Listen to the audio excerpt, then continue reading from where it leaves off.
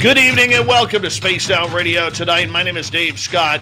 Thank you so much for taking the time to join us as we kick off another brilliant night of UFO talk tonight with our good friend UFOJane, who will be here momentarily. And I'll tell you, this young lady, I call her young because I'm like old now. I'm old now. Anyways, the gray hair probably gives that away. But she is one of the brilliant young guns out there covering this subject for the beautiful state of Texas. And we are going to get to her momentarily. But before we do, let's give the old rundown here on everything that's happening around SOR. Race fan in the gold medal position. We got Mennonite Abe in silver. The lovely Steph Dickey taking home the bronze medal. Andrew, how are you tonight? Thank you for joining us. Really appreciate it. Chad Smith is here, everyone. The Chad Smith. Grand Paul Holland and Apollo 11 are here. Thanks, guys, for joining us. Really appreciate it. Apollo, thank you so much for the Super Chat kicking things off tonight. Really do appreciate the love and support. The Super Chat is a great way to support what we do here on Spaced Out Radio on a nightly basis. Wes H., good to see you. Wes, by the way, will be signing autographs after the show. Line up to the left of the studio if you don't mind. To the left. Julie K is here. Looking good tonight, Julie. She'll be signing autographs after the show as well. Line up to the right of the studio for Jules. We'd appreciate that. The gorgeous Cosmic Fleur, Stewpot, Nicola, good to see you guys. Gregory Smith, thanks for coming on in. Really appreciate you guys joining us tonight as we continue our roll call in the chat room. There's Peppa H. How are you, man? Good to see you. Andrew, thank you so much for that awesome super chat. Really do appreciate your continued support on Spaced Out Radio here. Jack Clark, good to see you. Really appreciate it, man. And there's Mama Susan. And who else do we got in here tonight? And scrolling on down, we have Black Dragon, everyone. The Black Dragon. Kat Ward from Paranormal Heart Podcast. How are you, beautiful? Good to see you. Dirty Filth, nice to have you back, buddy. Continuing on, there's gorgeous Michelle C. from Australia. And give us a wave, Michelle. We can see you all the way across the pond here. Dirt Road, good to see you. Thank you for joining us, my friend. And there's Uncle Dale and his Power Stash. Remember, if you're in Austin, Texas, and you see Uncle Dale, rub his Power Stash for 3 weeks of good luck. That offer ends at the end of September. Continuing on, R&R from Colorado. Good to see you for the second night in a row. Eddie Haskell, Millennium. Good to have you guys here. Todd Purdon, Spooky Morales. How are you? 509er, the gorgeous Jessica McCreary. Thank you for joining us. $5,900. Vinman, the Ronald Penton, everyone. The Ronald Penton. And there's our good friend, Richard Elmore, Open-Minded Clarity, Vanner Smith.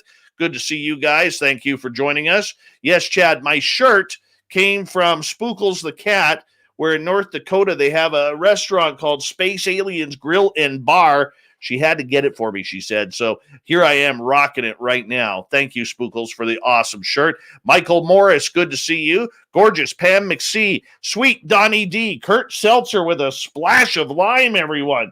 We are packing up here. All right, who else do we have rolling on in? And there's EQA. How are you? Mike Gersh, welcome to the chat room.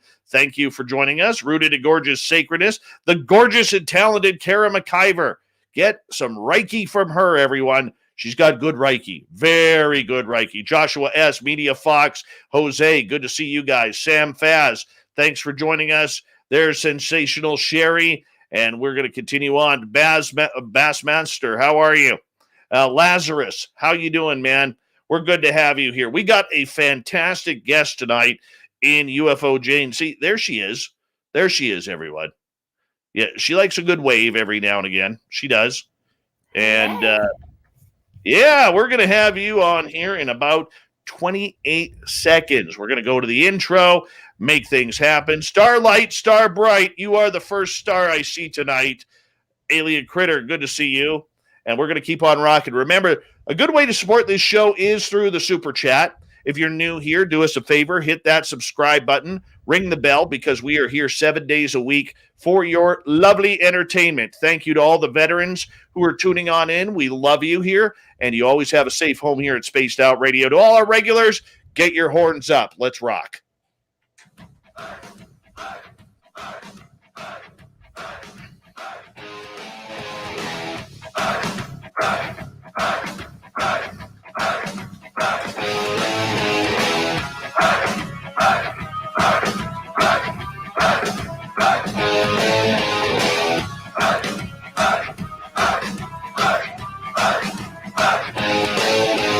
From the mountains of central British Columbia to you listening around the world, this, my friends, is Spaced Out Radio. I am your host, Dave Scott, sitting in the captain's chair of SOR headquarters. We welcome you to tonight's show on our terrestrial affiliates around North America, digitally on TalkStream Live, Revolution Radio, and KPNL. All of our archives are free. Just go to youtube.com/Spaced Out Radio. Do me the favor, hit that subscribe button. You can follow us on Twitter at Spaced Out Radio and on Instagram, Spaced Out Radio Show. Our website is spacedoutradio.com, where we have a plethora of features for you, including Rocket Out to Bumblefoot and reading up on Captain Shirk's SOR Newswire. Tonight's show is brought to you by Chive Charities. Help make the world 10% happier by visiting Chive Charities today. You can find them on our website. Since 2012, Jane Kyle, otherwise known as UFOJane, has documented over 1,000 UFO sightings in her home state of Texas and counting. Even after all these years of research, she still has more questions than ever, loves interviewing UFO experts and witnesses. Jane has been featured in local and international media, including Austin American Statesman, San Antonio Express News, Fox 7 in Austin, the CW show Mysteries Decoded, and many more. Jane has a journalism degree from the University of Texas in Austin, so you know her and I are going to get along very well with those journalism backgrounds, but I am so glad that she's here because she is one of the many bright talents in the field of ufology that you should pay attention to. UFOJane, pleasure to have you on Spaced Out Radio for the first time. How are you? I'm doing great. It's wonderful to be here. This is awesome. It's very late here, but it's like extra. I feel like to do a show. It feels to me like coast to coast AM vibes because it's almost midnight here. So, well, I'm very happy to have you here. And you know what? Anytime I get to talk UFOs, I absolutely love it. It's so much fun. It's such a great topic. How did you end up getting started in this weird field? Yeah, my story, I think, is different than most people. And even though, well, I'm a woman, it was a man that got me into the subject. So I was just a normal person. And I graduated from college. I had a journalism degree. So I was doing a lot of different writing and, even about fashion and celebrities and things like that. And I met a guy. I started dating a guy, and he just told me everything there was to know about UFOs. This is well before they were called UAP. And he had just grown up reading books about it. I mean, this was back when the internet wasn't so censored and you could really fall down the rabbit hole. So that's pretty much what happened, is I just fell down the rabbit hole. And once I realized, okay, UFOs are real, and not only that, but they were actually being seen like in Texas all the time. And there was certainly no national mainstream media covering it. And definitely, and only a little bit of local media coverage. So, it's like I had the journalism degree. I like to write. There was no topic that was more fascinating than UFOs. Like that, you couldn't go back to writing about fashion or movies. That was another thing I did. I reviewed movies. I couldn't go back to that after, finding out about aliens. So I just started blogging about it. And eventually people started sending me their reports, and, we're here today. So that's my story. So for you, as you started to take this seriously, were you much like me that when you first got involved, you didn't realize there was this massive UFO world on the internet? 100%. Yeah, I took it completely for granted, and I had no experiences or sightings of my own. I didn't grow up in a military family like some people, a lot of experiencers or witnesses do. I found out over the years I didn't hear stories growing up of, weird UFOs or things that people saw. Barely even ghost stories. So that wasn't my reality at all. I was always really curious and open-minded, and I feel like I did quite a bit of exploring online and investigating and things like that. So it's amazing to think how buried the UFO topic really was. But then once I found it, it was just, I haven't stopped digging. For you, I first learned of you about 2.5 years ago, 3 years ago, really when the whole UFO world exploded due to the Stars Academy and the New York Times article. Doesn't matter what side of the fence you fall on that. Right. There was some good that came out of that, and mainly it was the coverage on social media and on the mainstream media that really pumped us up for this. So when you started gaining a name for yourself and gaining traction, and I like to call you one of the young guns, even though you've been in the field a little bit longer than most of them. How do you look at the way ufology has changed in the last 3.5, almost 4 years now? Mm-hmm. It's been a super wild ride. So I started blogging out about this pretty much right out of college, and then I started TexasUFOsightings.com in 2012.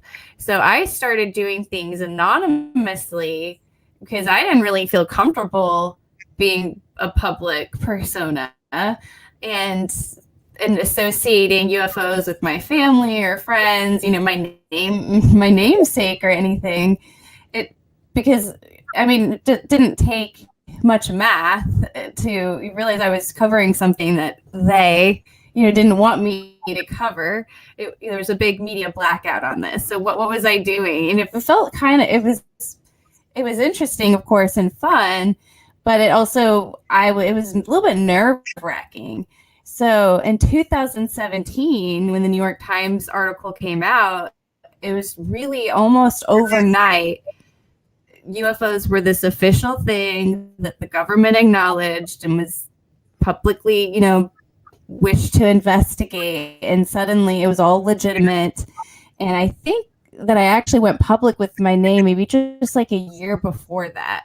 So it was good timing because I was just put on the spot with the journalist, on the phone. And so finally, and then, made an Instagram a little bit after that. So, long story long, it went from, me wanting to be anonymous, just like a lot of the witnesses that reach out to me, to, okay, yeah, I can do this openly.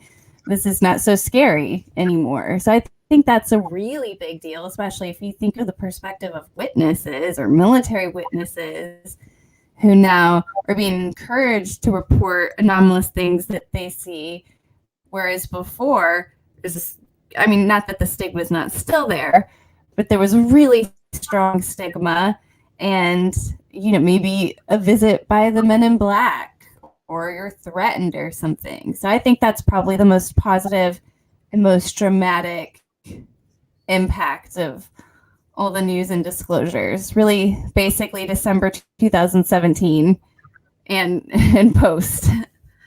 What changed about the way you looked at UFOs after December 2017? So I don't know that anything changed much about how I looked at them. It was more just affirmation of a lot of what I already, presumed to be true. So I think it was more, I would say one of the main reasons, if not the main reason, that I decided to pursue this topic rather than blogging about fashion or celebrities per se, safer topics, and technically kind of easier to get clicks. It really wasn't, believe it or not, to prove if aliens were real or like to meet an alien one day or like convince people or to necessarily. I did want to inform and educate people, of everything I had learned. But it was more so, definitely there's going to be more news about this in the future. So it's really important, yes, to inform myself and then inform others ahead of all this news. But really, it was more so motivated of like wanting to vindicate witnesses, and then also wanting to just kind of prepare myself and others for those big news stories, so that it wasn't like a scary thing or a stressful thing, and it could just feel like a natural thing. And so I think for me, it wasn't so much that things changed for me as it more was like, okay, a green light, you know, a checklist item, you know, that I'd been hoping for. Okay, you know, finally we have some mainstream news, you know, about UFOs, essentially. And so it was like, okay, green light. Now this, we can take this to the next level. Now this is chapter 2 of reporting. And I guess now we're hitting maybe chapter 3 pretty quickly here. No, I definitely hear you there. You know, one of the things that I have noticed about ufology is, especially over the last few years, the older crowd who has been here for 20 plus years, maybe 20 to 50 years, you know, a lot of them really don't have time for the new people coming in and really kind of brush them off. The newer crowd really looks at that and basically says, well, screw you guys, we're going to do this on our own. And I think the younger crowd in ufology, maybe not by age, but I'm saying by experience in social media, has really taken this subject to trending levels on all facets of social media, especially UFO Twitter. You know, when you look at something like this wild animal that we call UFO Twitter, is it good for ufology? Is it dangerous for ufology? Is it a combination of everything? Probably a combination of everything. And I guess it is what you make of it. My feed's pretty positive because I think I only really participate in positive feeds. I don't, or at least I don't anymore. Like go in and fight with people, you know, every once in a while I will, when I know I'm in a calm state of mind, I'll go and I'll have fun in an ancient aliens debate or some kind of UFO debate. For the most part, for me, it's only a positive UFO Twitter. I see happy people and likes and, you know, positive comments. So I think if you have a really negative feed, maybe watch what you're interacting with and what you're commenting on. You know, that would be, and that's anything to come with disclosure. It's all going to be what we make of it. And then, yeah, I mean, as far as the younger folks go, or let's say the post 2017 New York Times crowd, right? The UAP crowd, maybe, versus the us old folks who still use the UFO term. I think it's amazing, and I think this is exactly what should happen, and there should be fresh eyes on it. And I don't think this topic is something to be possessive over, or even to claim to be like more of an expert on, because it's such a big, vague, broad topic that we're all like, you know, struggling to figure out. So yeah, I definitely think some people are feeling defensive and nervous that they're not going to get to have like the whole share of the story anymore, or the narrative. And, you know, that's true, because and it's not going to be just the new people on UFO Twitter. I mean, it's going to be the world. The whole world is going to be talking about this. Every podcast is going to be talking about this. So I would let that go as soon as possible. Because if people are feeling jealous or insecure about the newcomers, it's only going to get worse. So there's only going to be more newcomers every month, right? So just get used to it. Why do you think there is so much anger in this field, on social media, on podcasts? Now, granted, you know, there's thousands of UFO podcasts out there. Really is thousands. And, you know, there's a lot of brilliant people in this field, and there's a lot of people, you know, there's a lot of people out there who probably shouldn't have a microphone in front of their face. But nonetheless, free speech is free speech, and anybody can do what they want. But why do you think this topic, since the New York Times article, has really created a lot of anger in a lot of people, from the older guard right to the newer guard?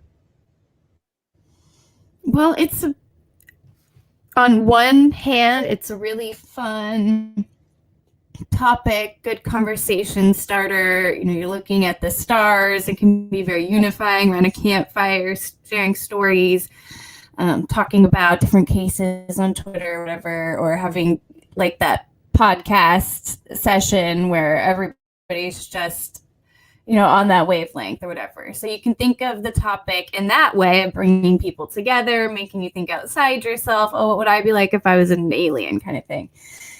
However, though, the realer it gets, I think the scarier it gets and the more serious it gets. And I just think it is a very serious topic. I mean, it's everything. It may or may not challenge different spiritual beliefs you do or don't have. Whatever the outcome is, there's a lot at stake. And so I think it's just challenging for people, and it's pushing their buttons. And, a lot of people, the hashtag I want to believe is key, because I think a lot of people want to believe a specific point of view, that they already have, like alien, the Pleiadians.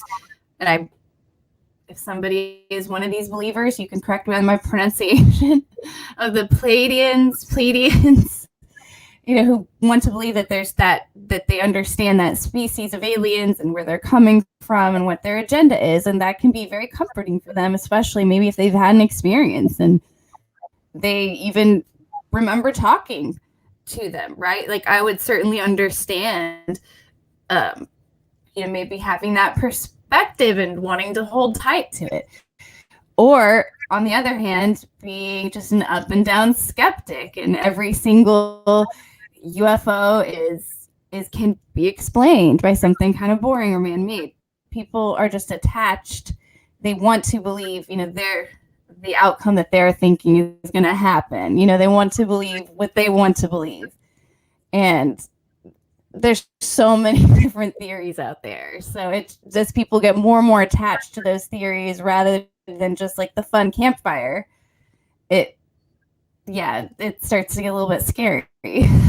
You know what it is for me is, I don't mind someone questioning someone, their credentials, where they worked. I think we need some healthy questions, and some questions that may rattle some sabers a little bit for the supporters, whether it's Lou Elizondo, whether it's Bob Lazar, whether it's Chris Mellon or Grant Cameron or Richard Dolan or Linda Moulton Howe, you name it. Everybody deserves to be asked some pretty tough questions, because let's face it, in these small pieces of truth that we are getting, there is a lot of BS that surrounds everything. So for me, the way I look at it, I look at it that good questions, hard questions, and analytical questions are a healthy thing for us to try and solve answers. But there's a lot of people out there who are taking it, in my opinion, a little too far. The word liar gets thrown out to all experiencers who've seen UFOs or had ET abduction. The word liar gets thrown out, whether it's Bob Lazar or Elizondo or whomever. I mean, we have seen a real influx in that very harsh criticism ever since we started thinking of getting the government involved. So I mean, how do you combat that negativity that is out there regarding the subject? Because for many of us, it brings us down. Yeah, it's really hard to get away from, because that's the legacy of UFOs. I mean, they're unidentified flying objects, since people could argue the only reason they're unidentified is because of the secrecy, not because, some people would argue that we know exactly what they are, and we have for years, right? And so, projects starting with CIA maybe before. Some people have theories that started before, in the 20s, wasn't in the 40s. So I don't think that you can get away from that. I think the only way to get away from that is actually to acknowledge it and confront it head on, And so, well, on one hand, yes, it's obviously it's really extreme to just call everybody a liar on either side, right? Whether you're an experiencer or skeptic or, government intelligence or something like that.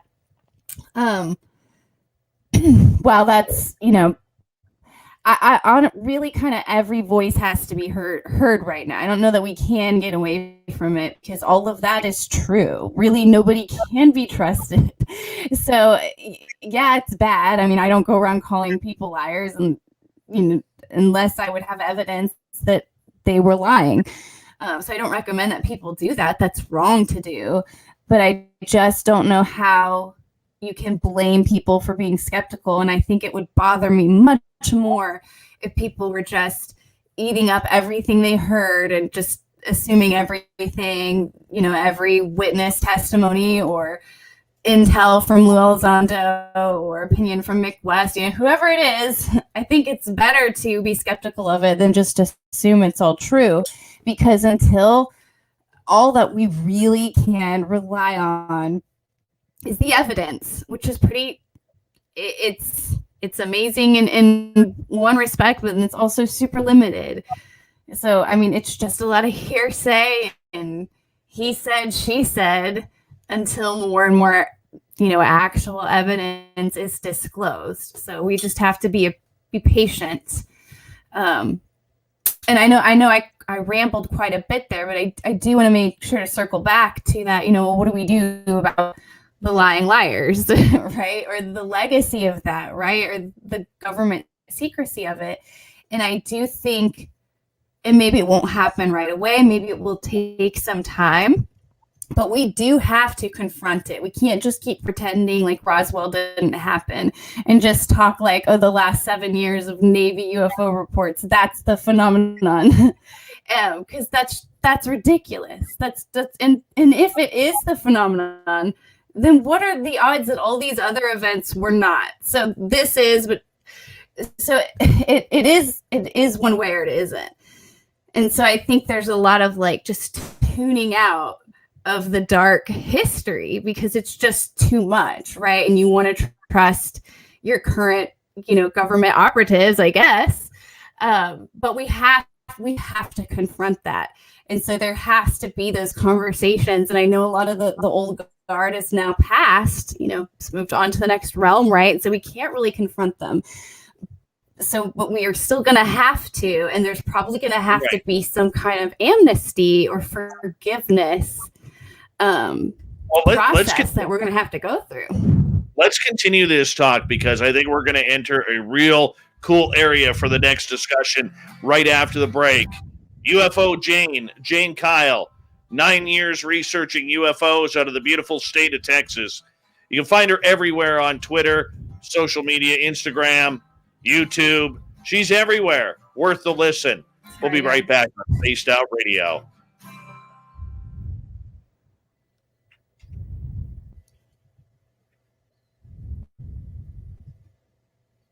All right, we're clear. Remember, YouTube can hear us. Hi, gorgeous magic maiden. How are you? That was a good half hour. Solid radio right there.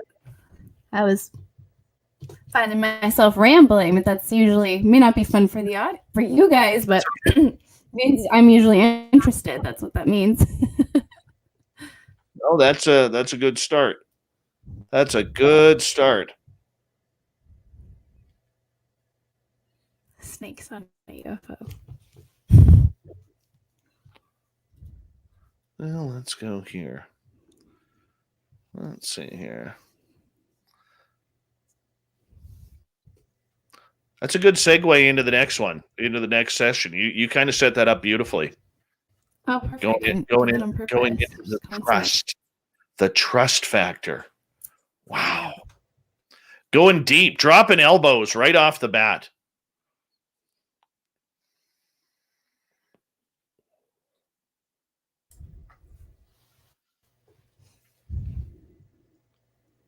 See, tweet about it again.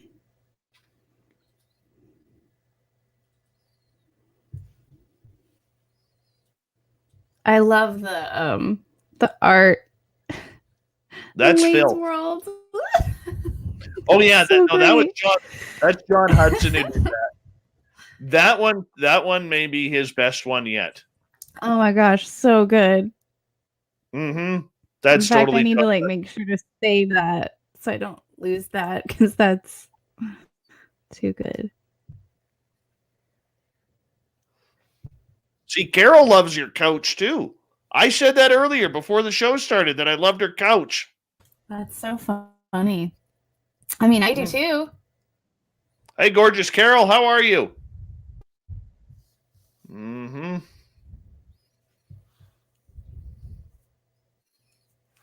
It's good stuff. Good stuff right there.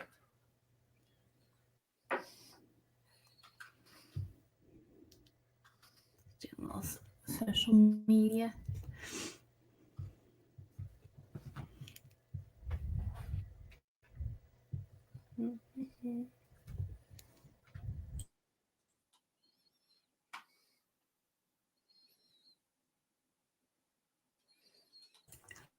Yeah, that's so funny. I've heard that about the couch before. It's like, sounds like I can never get rid of this couch. I'm going to have to keep it forever.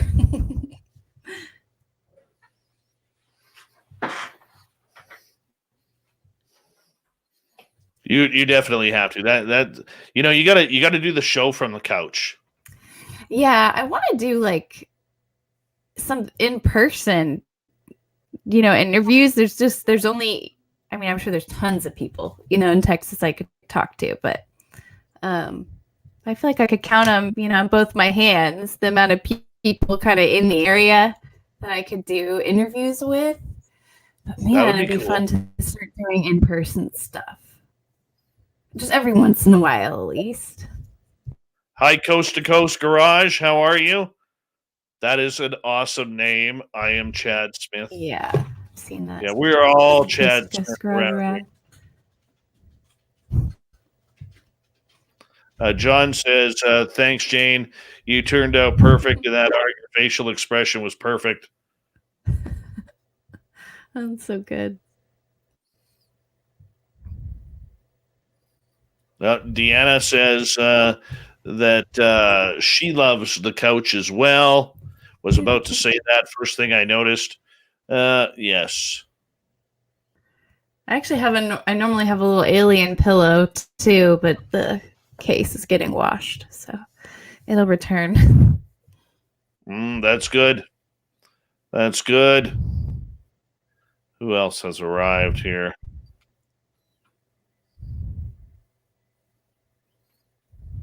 Oh, Chad Smith. Carol named her kitten Chad Smith. That's kind of cool. Remember, you could go to our website quickly here. We'll share this. Don't forget, you can pick up your own Chad Smith T-shirt right here, right there. You can wear your own Chad Smith wrench right there. All you got to do is go to spacedoutradio.com, hit on the top button, and there you go. That's the way we do things around here. We'll get more swag up there very soon. It's all good. Big thank you to YJ, Andrew, and Apollo for the super chats. It's a great way to support what we do on this show on a nightly basis. And thank you to all the veterans tuning us in tonight. You always have a safe home here on Spaced Out Radio. And all our regulars, we're having fun with you guys again tonight. Keep it up. We got a great show. Here we go.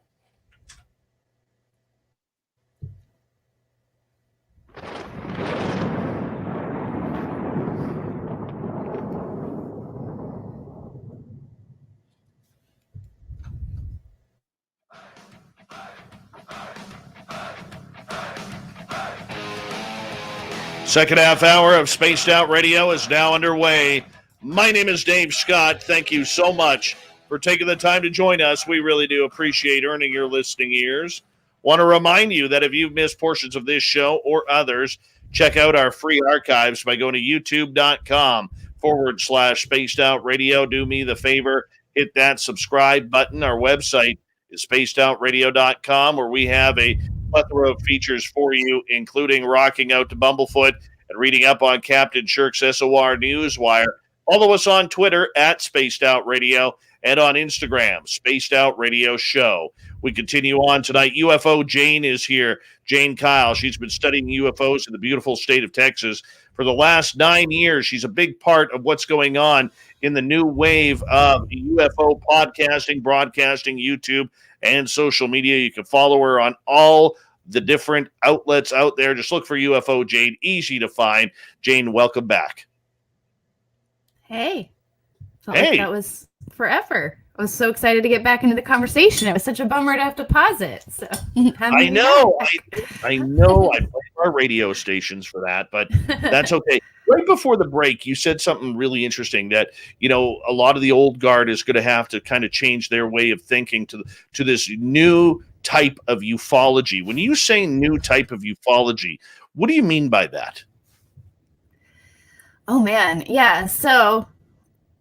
One of my guesses for why whoever they is, are okay with this disclosure train going, and are pushing it along, right, kind of in the background, I guess, is because a lot of the old guard really isn't here anymore, right? So a lot of, again, that darker history of ufology that this newer December New York Times gang, is not really focused on, like Roswell and, really all the old cases, right? Whether it's Phoenix Lights or abductions, experiencer accounts, right? We're kind of just ignoring that history and focusing on things in the UAP report and these latest, Navy, military, approved disclosures. So how, and that's okay, right? Because you do need to give it fresh eyes, right? And kind of start from scratch, right? And in a way, by just getting back to the basic nuts and bolts, here's a video, let's break it down. In a way, you kind of are getting rid of that shroud of secrecy and that history, right? Because you're not letting it cloud your judgment. Let's just get back to this phenomenon. At the same time, though, the old folks like me are going to still be bringing up Roswell. I'm not going to forget about Roswell. I'm not going to forget about all these old cases and all these witnesses that were threatened or, died with people, not believing their story was true or died not ever being able to share their story. So I'm not going to shut up about it. And other people won't. And I think especially those who've had abduction encounters or experiences, they're really going to be a powerful voice in these coming years because they're not going to forget about their experiences they had. And, that's very much the old I guess, UFO believers, right? From before. So I think we're all going to be part of this discussion together, and it's all going to be necessary. And I think, it's all, the circle of life. We have this, new ufology that we can just focus on these specific videos and this new, Lou Elizondo, these new government representatives, and we can just trust that, they do have our best interest in mind and do want the truth to come out over time, and that they, weren't involved in, because they couldn't have been involved, in the 1947, decisions to make Project Grudge and Project Sign, right? And to make this a secret and to lie to people. So I think we do have this opportunity with this new group of people and these new cases to just start over again from scratch, be a little bit naive, I guess, about it, and just kind of pretend like this is happening for the first time. This never happened before. We need to do that exercise. But the history's not going away. There will be karma to pay from all of that. It's not going anywhere, and it will keep, I think, maybe the hope, maybe their hope is that could just be staggered over time, in a manageable way, that's safe for national security.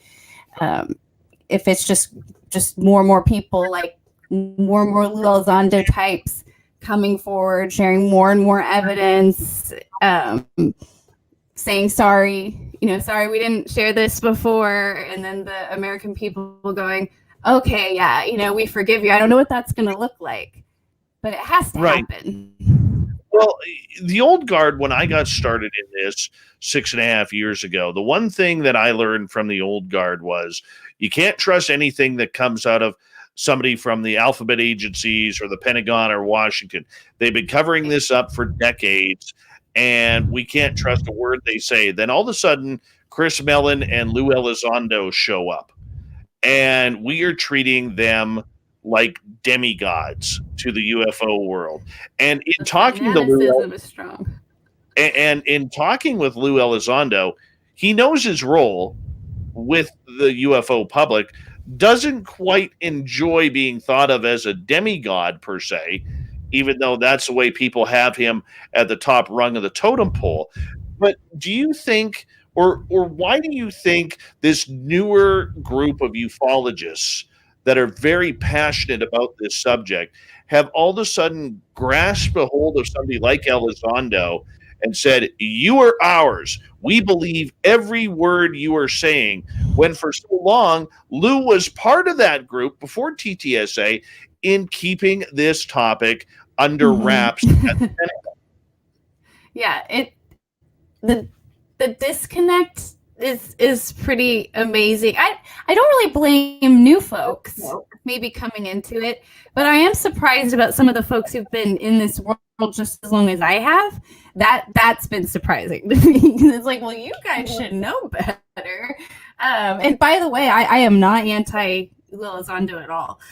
Like I said, I think this is right. Yeah, like it's a faith. All of this is a faith thing, right? Like, so when it comes to different researchers and witnesses that are sharing their stories and their opinions, it kind of comes down to just do you trust them or not? And that's kind of it, like just in your gut. Do you think they're, have your best interest in mind? So it's not an anti-Lou Elizondo thing at all, where this is coming from. But what's really funny is I remember when Lou gave this speech to the UFO Congress. So this was right when things were getting started, like one of his very early impressions he made upon all of us. And I remember it was quite a riling speech, and there was a lot of emotional appeal and kind of heroicizing, of the UFO community, which that just bothers me a little bit when somebody's kind of speaking to me like that, because I feel like it's a little bit manipulative. So I remember that was like a big red flag. But it was a great speech, and it was like very much like inspiring, and it said, he said all the right things, but he also said some really important things that I kind of never forgot during that whole, I guess, years, that he would speak afterward. Is he said, any UFO footage that is released by the government is edited. For various reasons, privacy being one of them, but essentially, like, you're not going to ever see a declassified video or photo that's not somehow edited, right? And of course we know this. I just talked to one of the witnesses to the Tic Tac UFO, and he's like, the original footage is higher quality, but they blur it, like they dumb it down, right? So he said that, and then he said, footage is not going to be declassified unless, I don't remember the exact words, but unless somebody requests it to be declassified. So what I gathered from that was he was sitting on just like a pile of evidence that he couldn't really do anything about, like can't share with us. And it's just like we're getting these little just pebbles, and there's just so much more. And so I remember that. And so I just vowed, and he just did the interview rounds. Like he was just interview after interview after interview. And so that also was like a big I don't know if red flag's the right word, but it was something to note. It was noticeable to me. And so really I listened to that first speech, and I didn't listen to any interview he did year after year after year, because I was like, everybody else is going to listen to him, and I want to see what my perspective is like over these years if I don't listen to any of his interviews. And so I think that was a good choice, because I could really observe like a true, like, you know, if you go to a sports game but you don't know like who the players are, you're like not invested. I didn't have that investment, you know, into him that so many people had. So I think I was able to stay objective. And then that said, I did finally talk to him and finally interview him. Actually, Lynn from Spaced Out Radio, she was part of that. Yeah. And it was a really awesome panel, and it was a group of women, and he got some pretty challenging questions. He answered them great. Wasn't like, you know, it wasn't like I had to send him questions before. We asked whatever we wanted to. And then he shared it out, you know, on Twitter afterwards. So it was a good experience, though couldn't really get, you know, the answers you really want to get. I mean, probably the most authentic answer that we got was when we were asking him if he liked mustard on his sandwiches, just kind of like as a well, not as a joke. The alien genuinely wanted to know. And that was like, I felt a real genuine moment. So I feel like if you can get Lou like talking about other things, you know, that are not UFOs, yeah, you see the human there, and I don't have this like creepy Men in Black feeling, you know, I don't, right? But at the same time, yeah, he's definitely, he has intelligence, you know, he has security clearance. So, you know, you just have to take everything with a grain of salt of somebody that has access, you know, that's holding cards that you can't hold because you're, you know, just a regular citizen, right? You gotta, in other words, what you're saying is, look, this is the best we got right now. I'm going to put faith in this until faith tells me differently.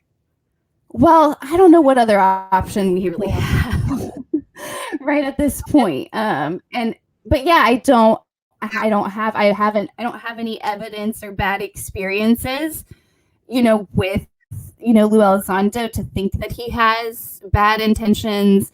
You know, another really name that was thrown out a ton was Jeremy Corbell too. And I, you know, was with him at Area 51, you know, a few years ago, and so spent some time with him and just saw how he was behind the scenes and how supportive he was of the UFO community. And it just seems like a really good guy. At the same time, yes, he absolutely is getting information, you know, from government sources as part of this broader plan that's bigger than him, right? So I think if you could just if people just cannot take it so personal and just recognize that we all have our different, you know, like parts of the pie, like we all have our different like information and things that we know, you know, from whatever research or intelligence we have, and we can just, you know, all put it together. So it's not at all, I'm not trying to bash Lou Elizondo at all. When I do say, though, that the fanaticism around him was alarming. And I would say it really started with Tom DeLonge, though. And I mean, Jeremy definitely, he has his haters too, but he also has his, you know, hardcore fans too. You know, good for him. But yeah, I mean, I think it actually really started with Tom DeLonge. People got real. I think that's when people really started to get super fanatical, and what he knows, a rock star, right? So I think it triggered that. I don't know what you would call that. Not mob mentality. It was mob mentality. Maybe groupthink. Yeah, that's kind of where it really started. I felt like, and I a Blink 182 fan, so you know, no knocking Tom DeLonge by any means. So, but it was kind of funny how the players kept changing. You know. I'll zip up right there. I'll just zip up right there. No, you know what? I love Tom as a musician. As a ufologist, I never got on his bandwagon for a number of reasons. And whether it was the pressless press conference that they held in Seattle when they introduced the TTSA team, I remember in one of the first conversations I had with Lou was damn well surprised that we at Spaced Out Radio here, considering the size of our show, we know we're not the biggest, but we know we're not the smallest. And he was blown away to find out that we had 15 different interview requests declined, including one where we declined it because we were asked to provide questions. Oh, are you talking about Tom DeLonge? Are you talking about Tom DeLonge? Oh, yes. Well, I tried to do an interview to the Stars Academy. I can't remember. They gave me the runaround too. It was kind of like a weird bait and switch where it's like I thought I was going to be able to get an interview and they're like, oh no, you can only ask questions about this or something like that. I don't remember the details, but I got the runaround too. Yeah. Yeah. And Lou really seemed quite perturbed about that because like he told me, he's like, look, we have a bunch of people up here that the UFO community doesn't trust. And we need to use that support of the UFO community.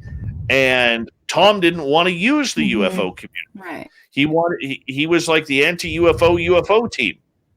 And yet here you are begging for that UFO community's money for your To the Stars Academy. I thought it was just, to this day, it just does not sit well. Look, I agree the TTSA did some very good things. They helped get this project off the ground and into the mainstream market and brought a lot of talented new faces to this field. But overall, I give them a failing grade.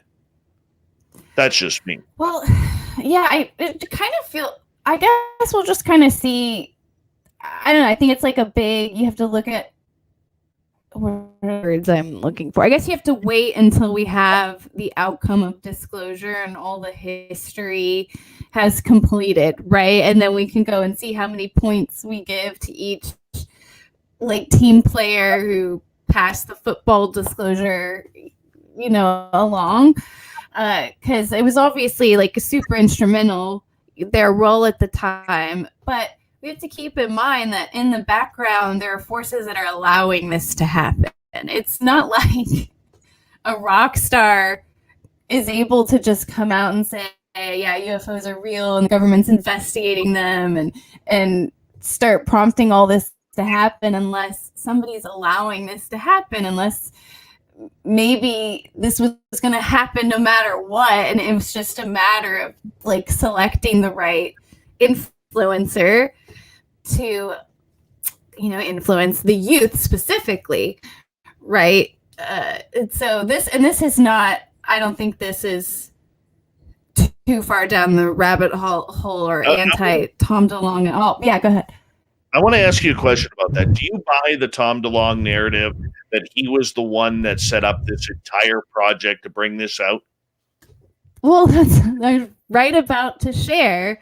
So I read all the WikiLeaks emails. Okay. So anything that had to do with UFOs or whatever. And so you can quite document Tom DeLonge going back and forth, essentially with the Clinton campaign and Democrats about, wanting to bring out disclosure and all that. And there was one really funny email exchange though, where they're talking about how, influencing the youth and all that. And he even refers to it. I don't know if it was him or one of the people working with him on the team now that it's been a little while. But I think the exact quote is our secret plan.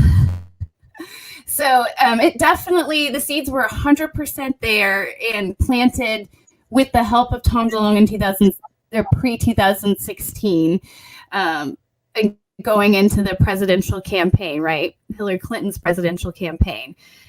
And it seems like, not to get political or anything, but it seems like, maybe Hillary Clinton was going to be the disclosure president.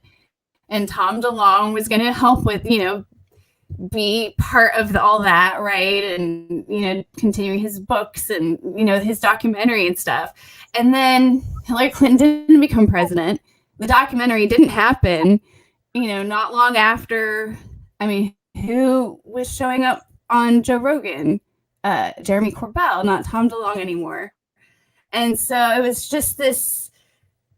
I mean, I don't know if I could say that any specific person has succeeded or failed. It's just like everybody's just has done, I guess, what they could, with what they were given at the time. Because you can really go back, who's really responsible for just, for all of this. We could go back to Linda Moulton Howe or Richard Dolan or all these people who've written books over the years. I think it's hard to try to give people points and that way. But that's why I say I think there's forces in the background that are causing a lot of this to happen. I think people are naive to think it's just organically like, oh yeah, the New York Times, they just suddenly broke it suddenly in 2017. They never broke it before. And that's why, that we're here today. Like, I just don't think that's the case.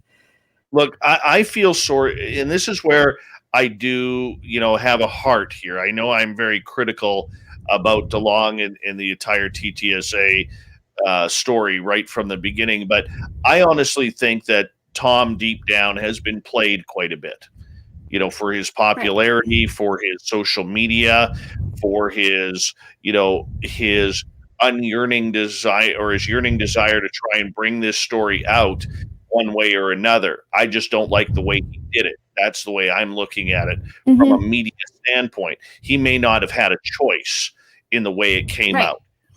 And I think a lot of people want to say, well, this was Tom's idea. This is Tom. Well, he's the face of the franchise. Then he makes a stupid comment on Joe Rogan, kind of gets put down the pecking order, and then Lou comes in and starts saying, and I feel for him that way, because I think in some ways he's been a UFO patsy and for a lot of people in this field. Yeah.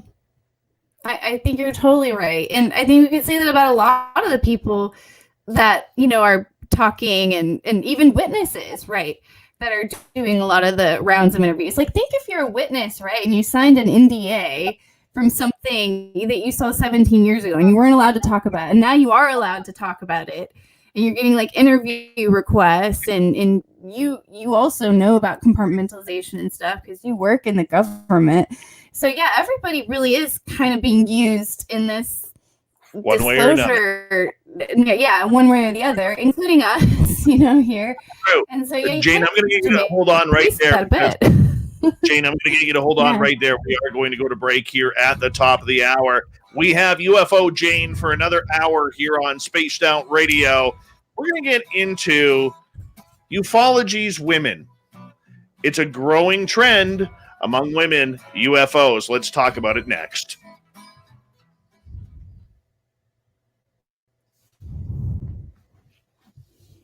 I am just going to take a bathroom break.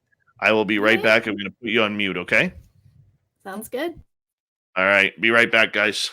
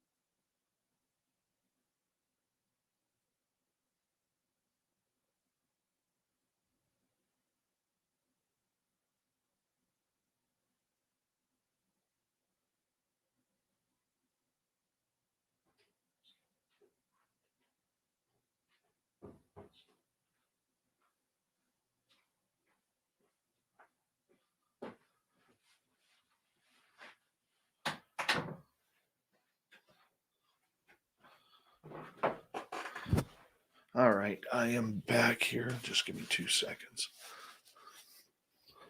All right. Put you there. Put you there. There you are. Hey.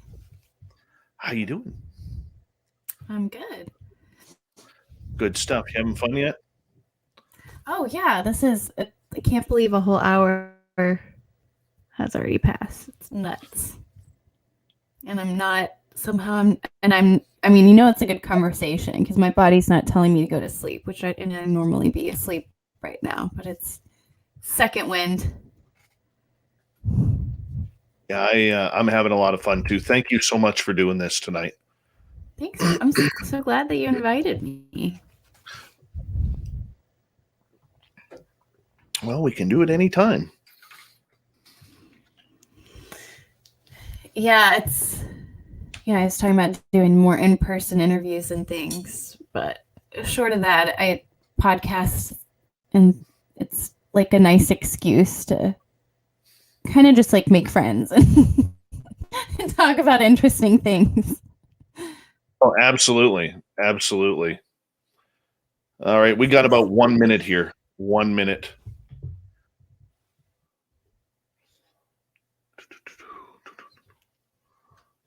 Just making sure I haven't missed anything in the chat room. And I think we're caught up.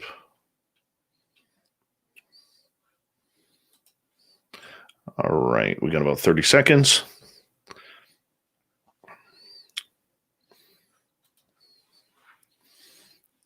All right, I want to say a big thank you to YJ, Andrew, and Apollo for the amazing super chats. Once again, it is a fantastic way to support what we do on this show on a nightly basis because we are here 7 days a week for your entertainment. Thank you to all the veterans tuning on in and checking us on out. We love you, and all our regulars who are in the chat room tonight. Much love to each and every one of you. Here we go. Get your horns up. Hour 2 starts now.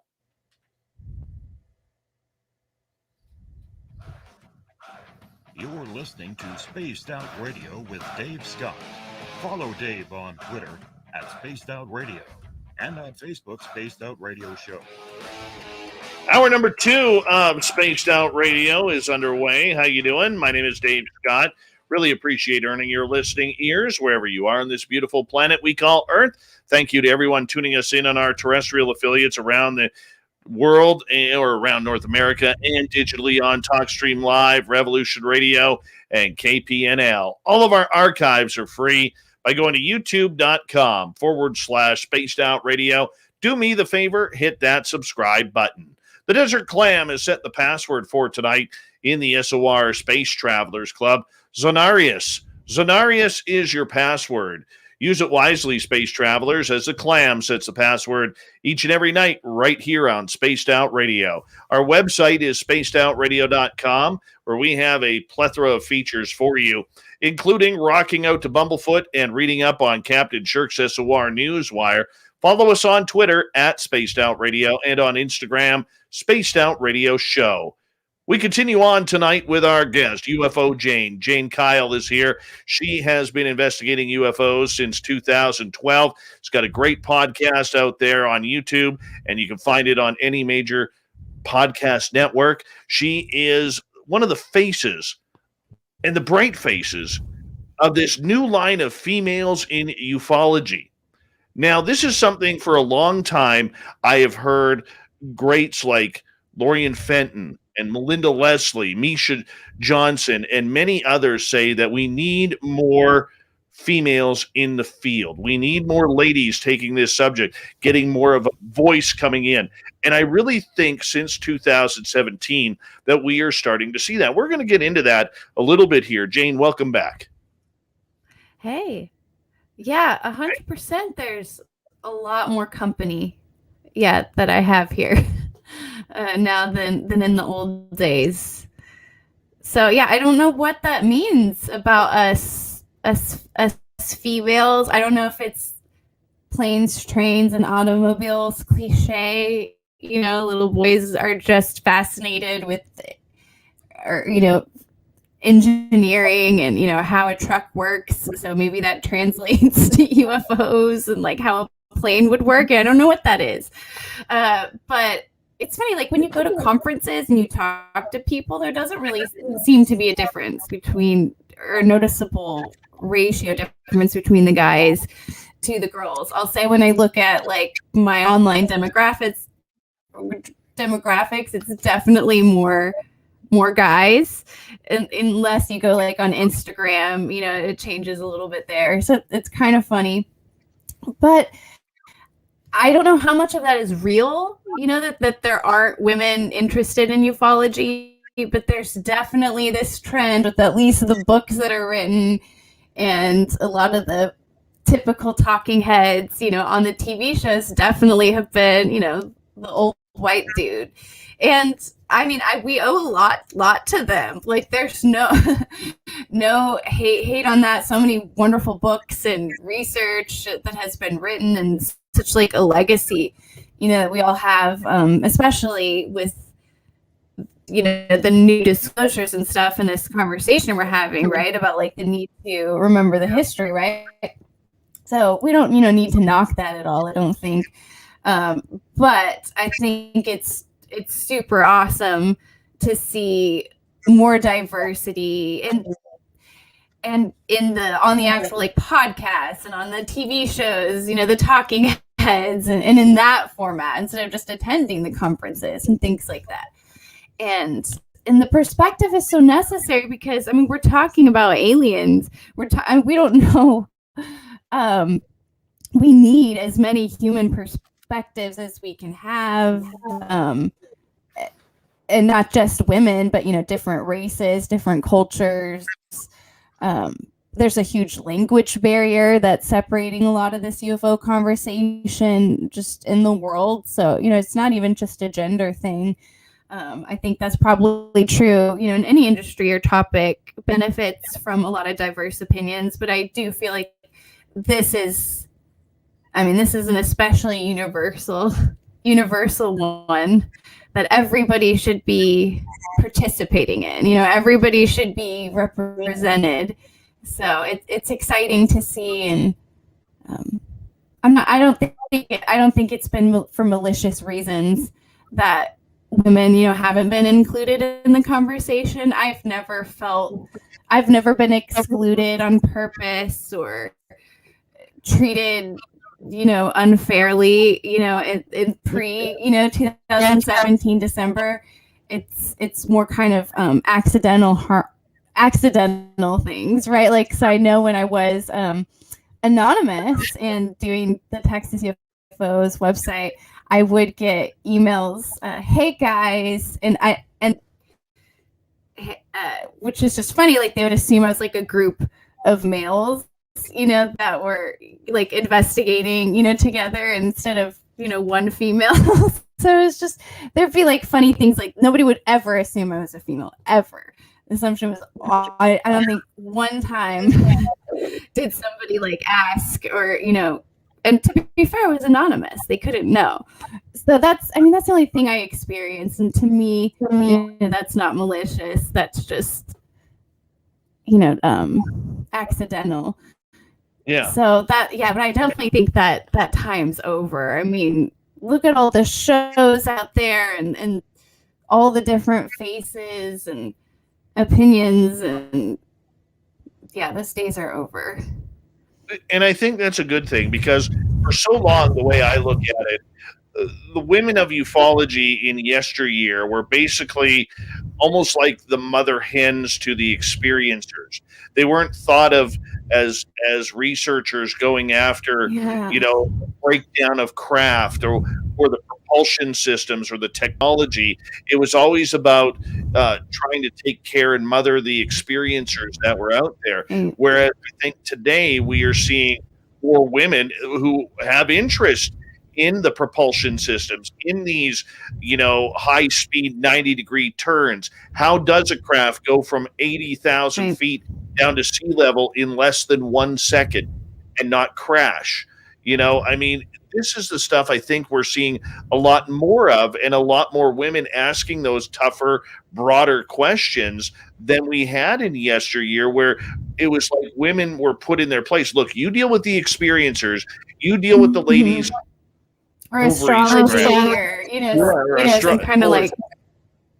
Yeah, sorry. By the way, I don't know if I hope the audience is not hearing the echo, or you are. Are you hearing that, Dave? No, Something has happened with our mics. The audience, I'm sure, will let us know. Hopefully, we're okay. I'll just assume we're good. But yeah, or like the consciousness or psychic, or it's always those types of topics, that the women would speak to, like at conferences, and now we have Alex Dietrich, fighter pilot, talking about, UFO she saw, and from the adding a technical perspective to that. So yeah, it's changing a lot, and for the better.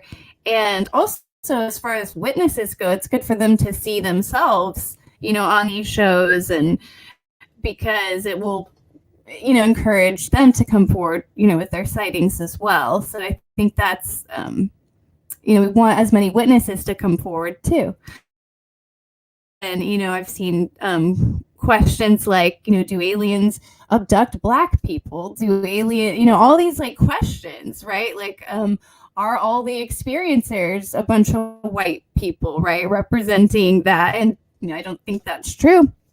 Looks like we lost Dave, but we'll just keep going, guys. So what we're talking about, though, so experiencers have to be represented just like the talking heads, because we want to hear about all the cases. And what's so funny, I'm looking at all the chats. So you guys are welcome to ask questions or topics, and I'll check my Twitter to see where Dave went or what happened. I'll pull that up.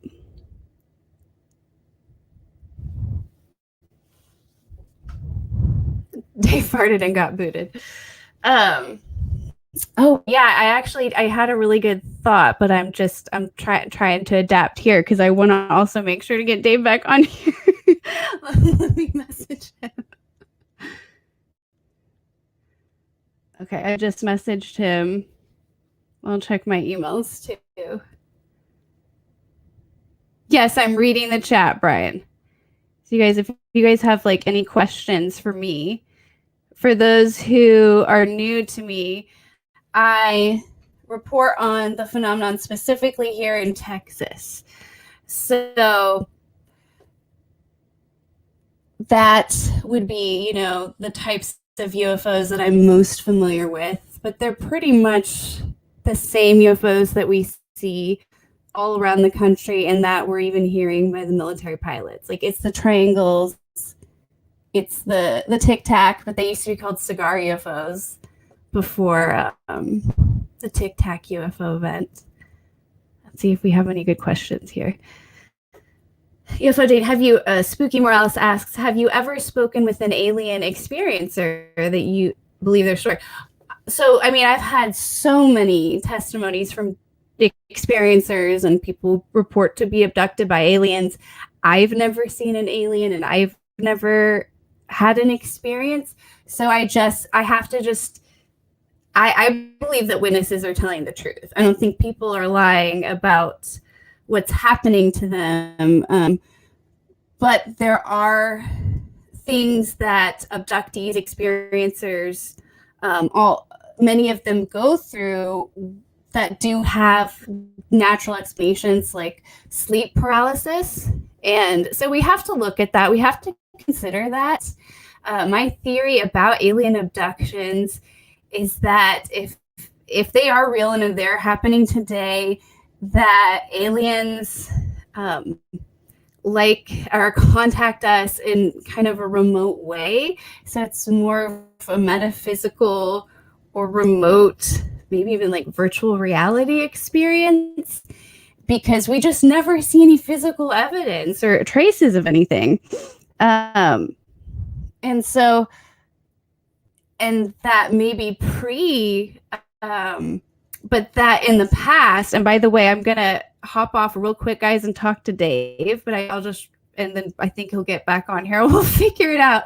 But I do think that there could have been physical evidence for abductions in the past, and that might have been more common. So maybe aliens changed up their tactics rather from, physically encountering through space and time. So that might be it. But I'm gonna get David here, guys. So just hang tight.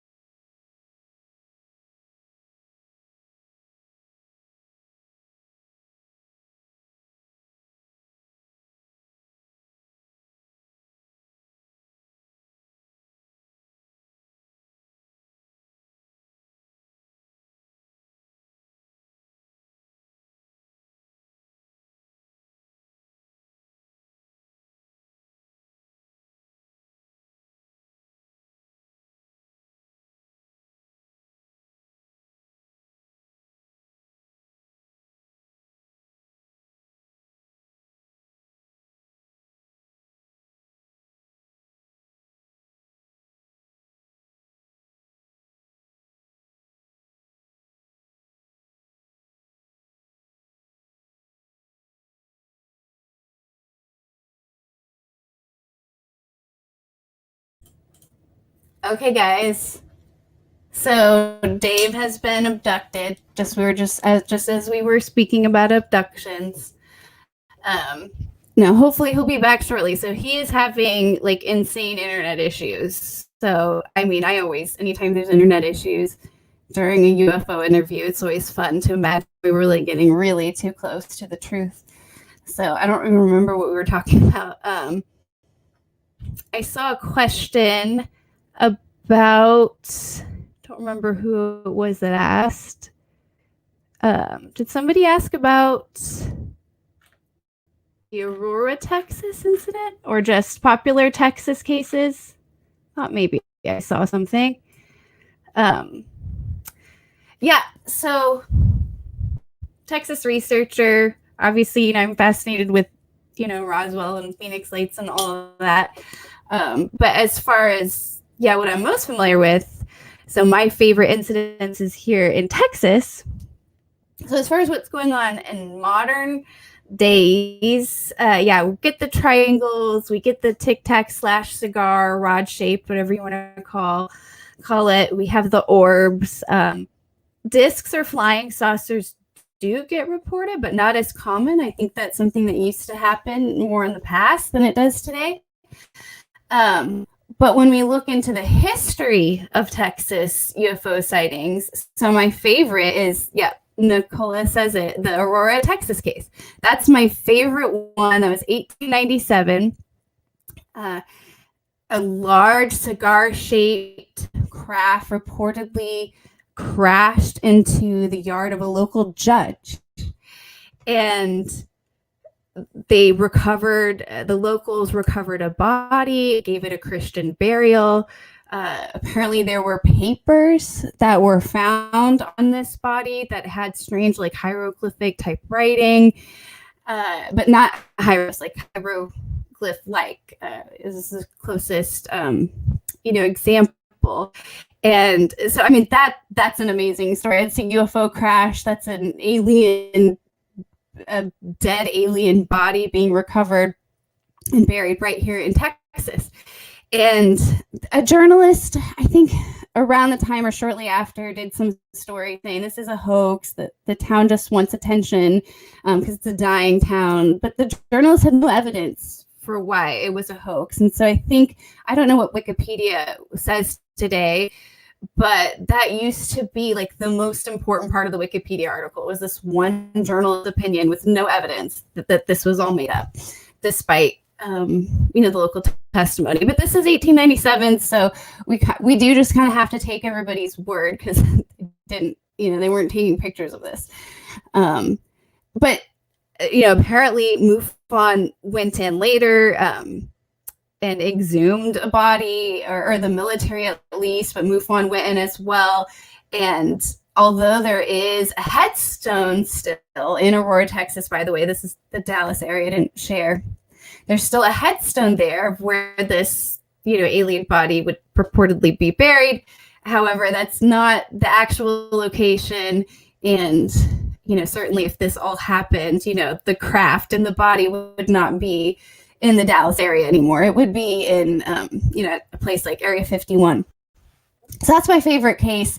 And it's cooler than that, though. And this is why the journalists who said this was a hoax is just didn't do good reporting, back in the late 1800s. Because there were a lot of airship sightings in the late 1800s. So this was not just one case. So specifically, people were seeing these large cigar ships, sometimes associated with humanoid encounters. I think one of the pilots said they were from Mars. One of the encounters was really goofy. Apparently, they saw like naked humans or humanoids on this ship singing. So just take that and maybe you can go Google that. So there was a bunch of airship sightings in the late 1800s. So that's kind of important when you're thinking about the 1897 crash in Texas. It's like up in California and stuff too. And these airship sightings were so prevalent that people were actually accusing Thomas Edison of inventing them, of building them. So kind of reminds us today of people accusing Elon Musk of making, top secret spacecraft, right, that we are calling UFOs. So it's a very parallel story.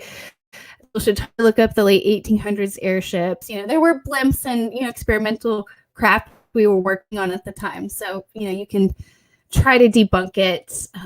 There's so many amazing Texas cases, though. So if you want some other ones to Google that you may or may not be familiar with, there's the Cash Landrum incident, and that is 1980, same year of the Rendlesham, same year and month actually of the Rendlesham UFO, and a giant like diamond-shaped craft with the top cut off was hovering over a roadway in East Texas, so the Piney Woods specifically in East Texas. Two women and one of their grandchildren, were in the car. They get out to look at this UFO and they're just slapped with intense heat.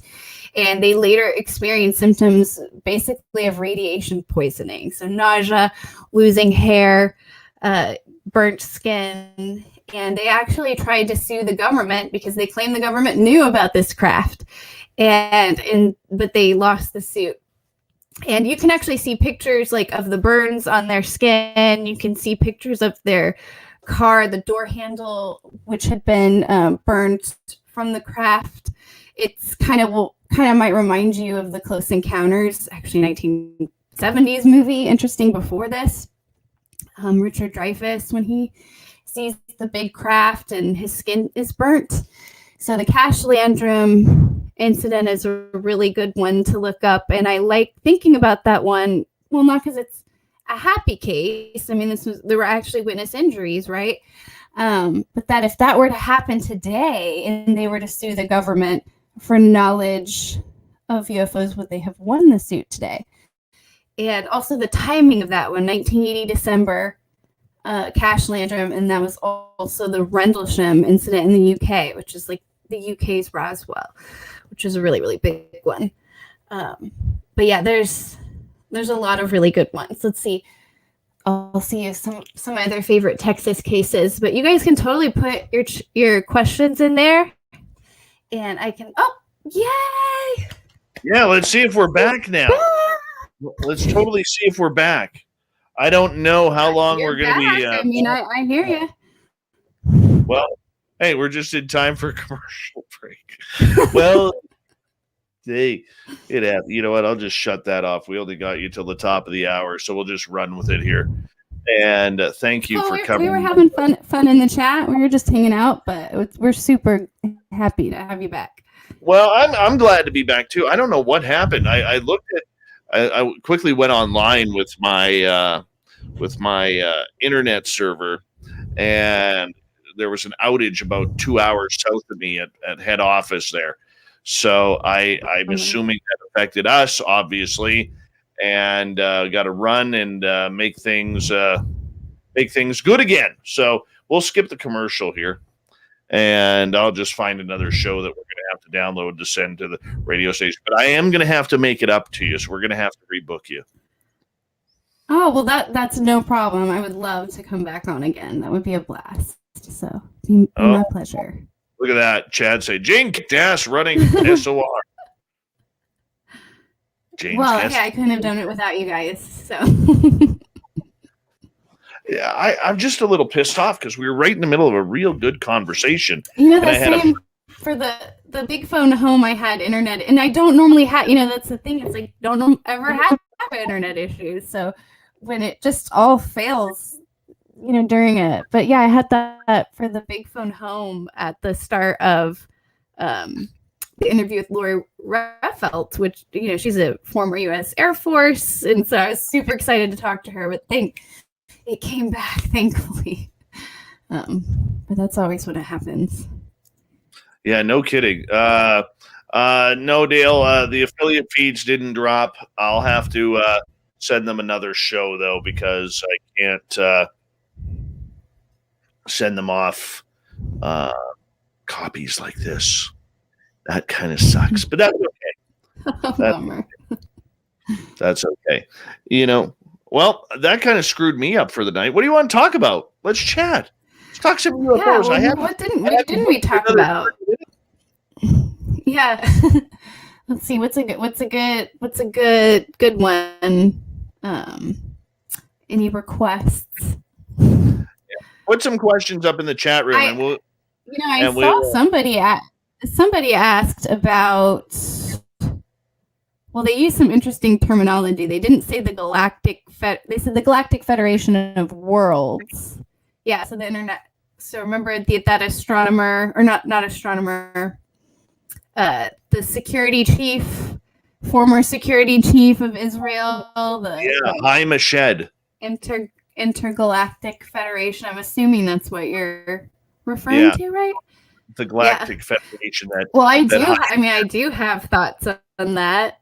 Yeah, what are they? So Star Trek. So I am trying to get into Star Trek. We're a Star Wars house, so sorry if there's any Trekkies in the room.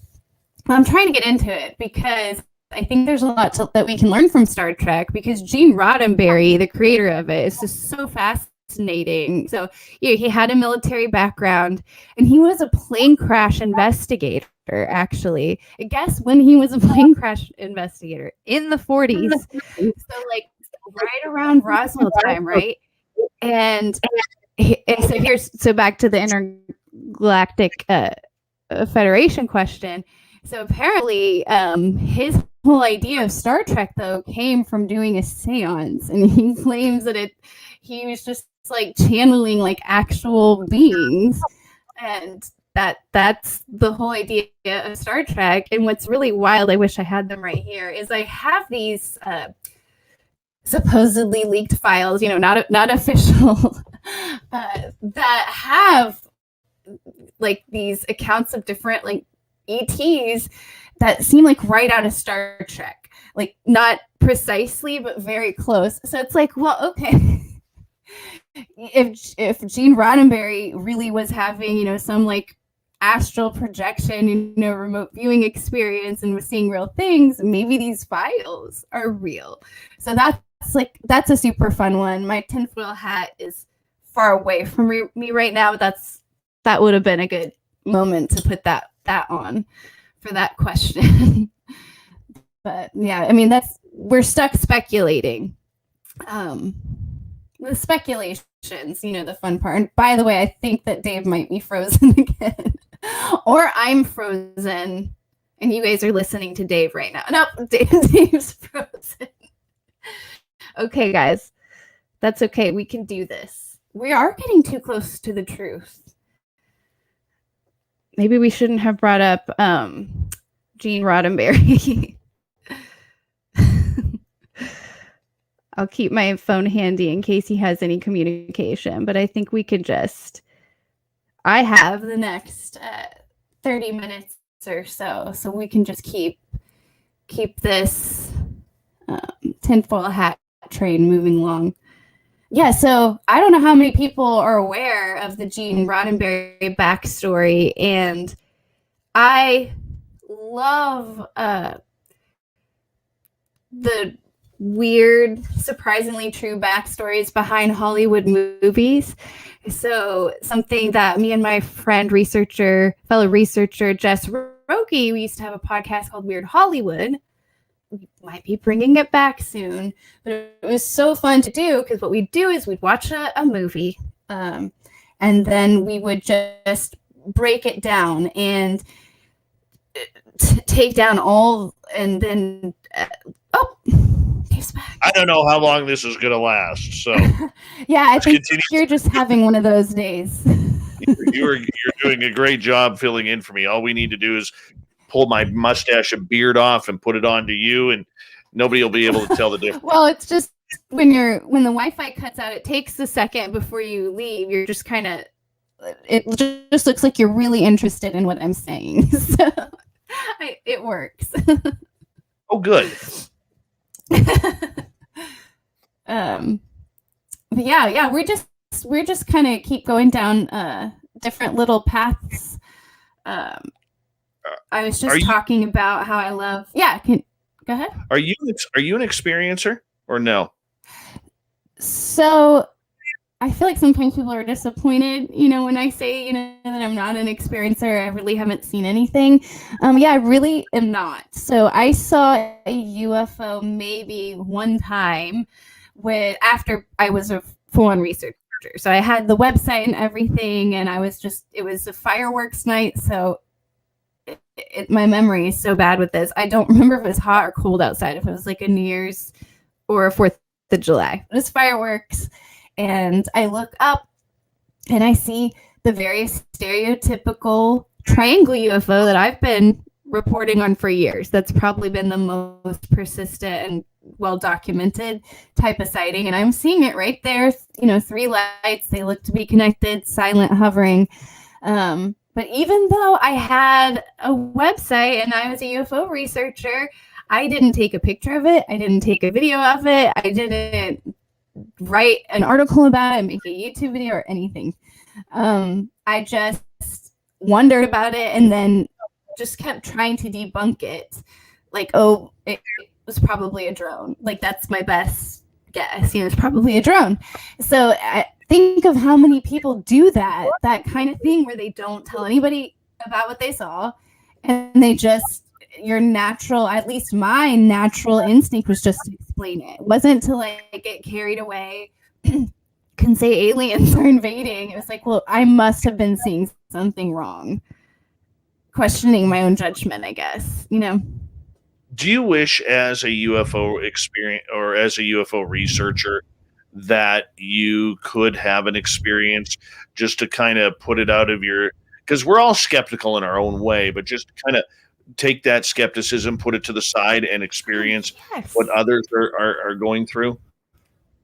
Yes, but I also feel that it's been a good thing that I haven't had, or at least don't remember. I kind of get creeped out thinking that oh, what if I've had an experience and I don't remember, right? Because that's what we learn from a lot of these, encounters. I think it's a good thing because it's helped me to be objective and unbiased and not get too attached to any theories. I think if I did have some really vivid experience with a specific type of ET, especially one that communicated with me and said they were from Zeta Reticuli or whatever, it would be really hard for me to be biased and just not assume always that theory when researching. So I think it's been a blessing. And I'm also kind of a chicken when it comes to things like CE5.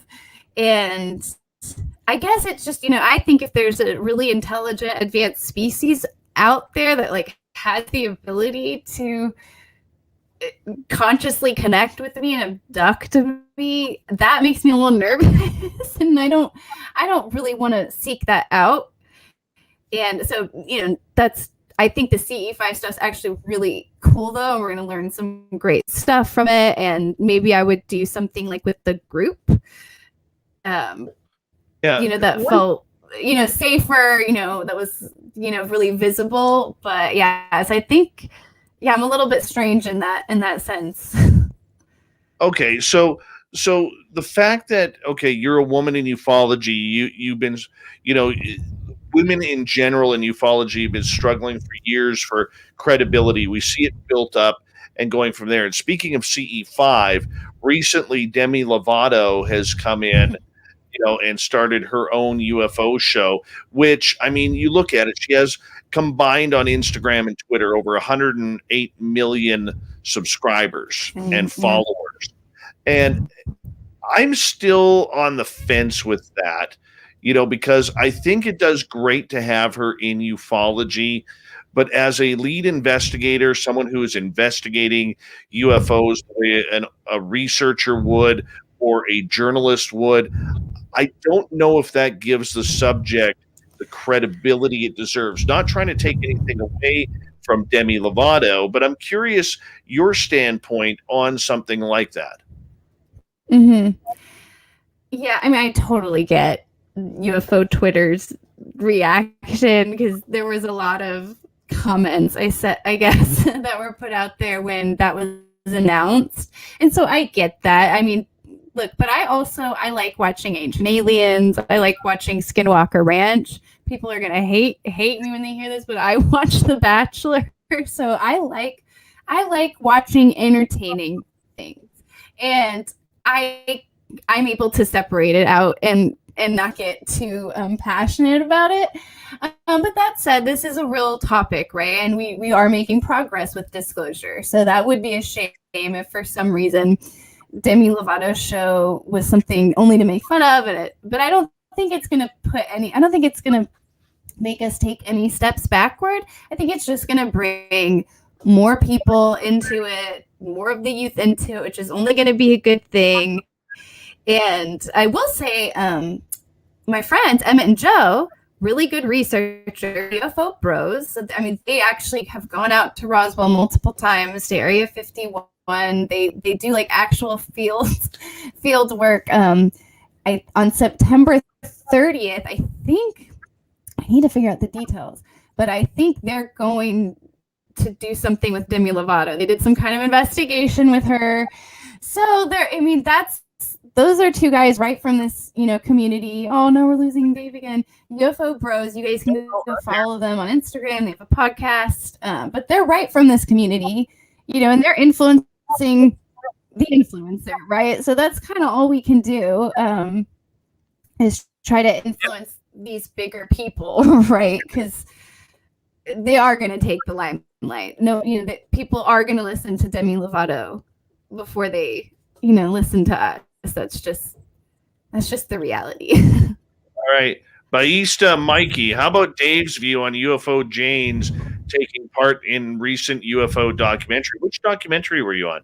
Yeah. So I finally ended up on, I almost ended up on TV, which is so funny. I've been a little bit in TV, but I finally ended up kind of on a UFO show, but it's in the app. So the Discovery Channel app, you have to look for it there.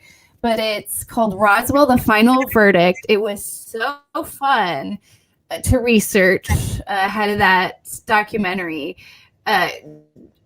Basically revisiting all the witness accounts from Roswell. So you can watch that doc, not just for me, but for some other voices too. You can watch that documentary and just for a summary of the witness accounts. There is a really fun added layer though, which I'm not an expert on how this technology or how they did it or how great it is or not, but they ran all the audio and video witness testimony, even from those who've since passed, through this AI technology, like lie detector.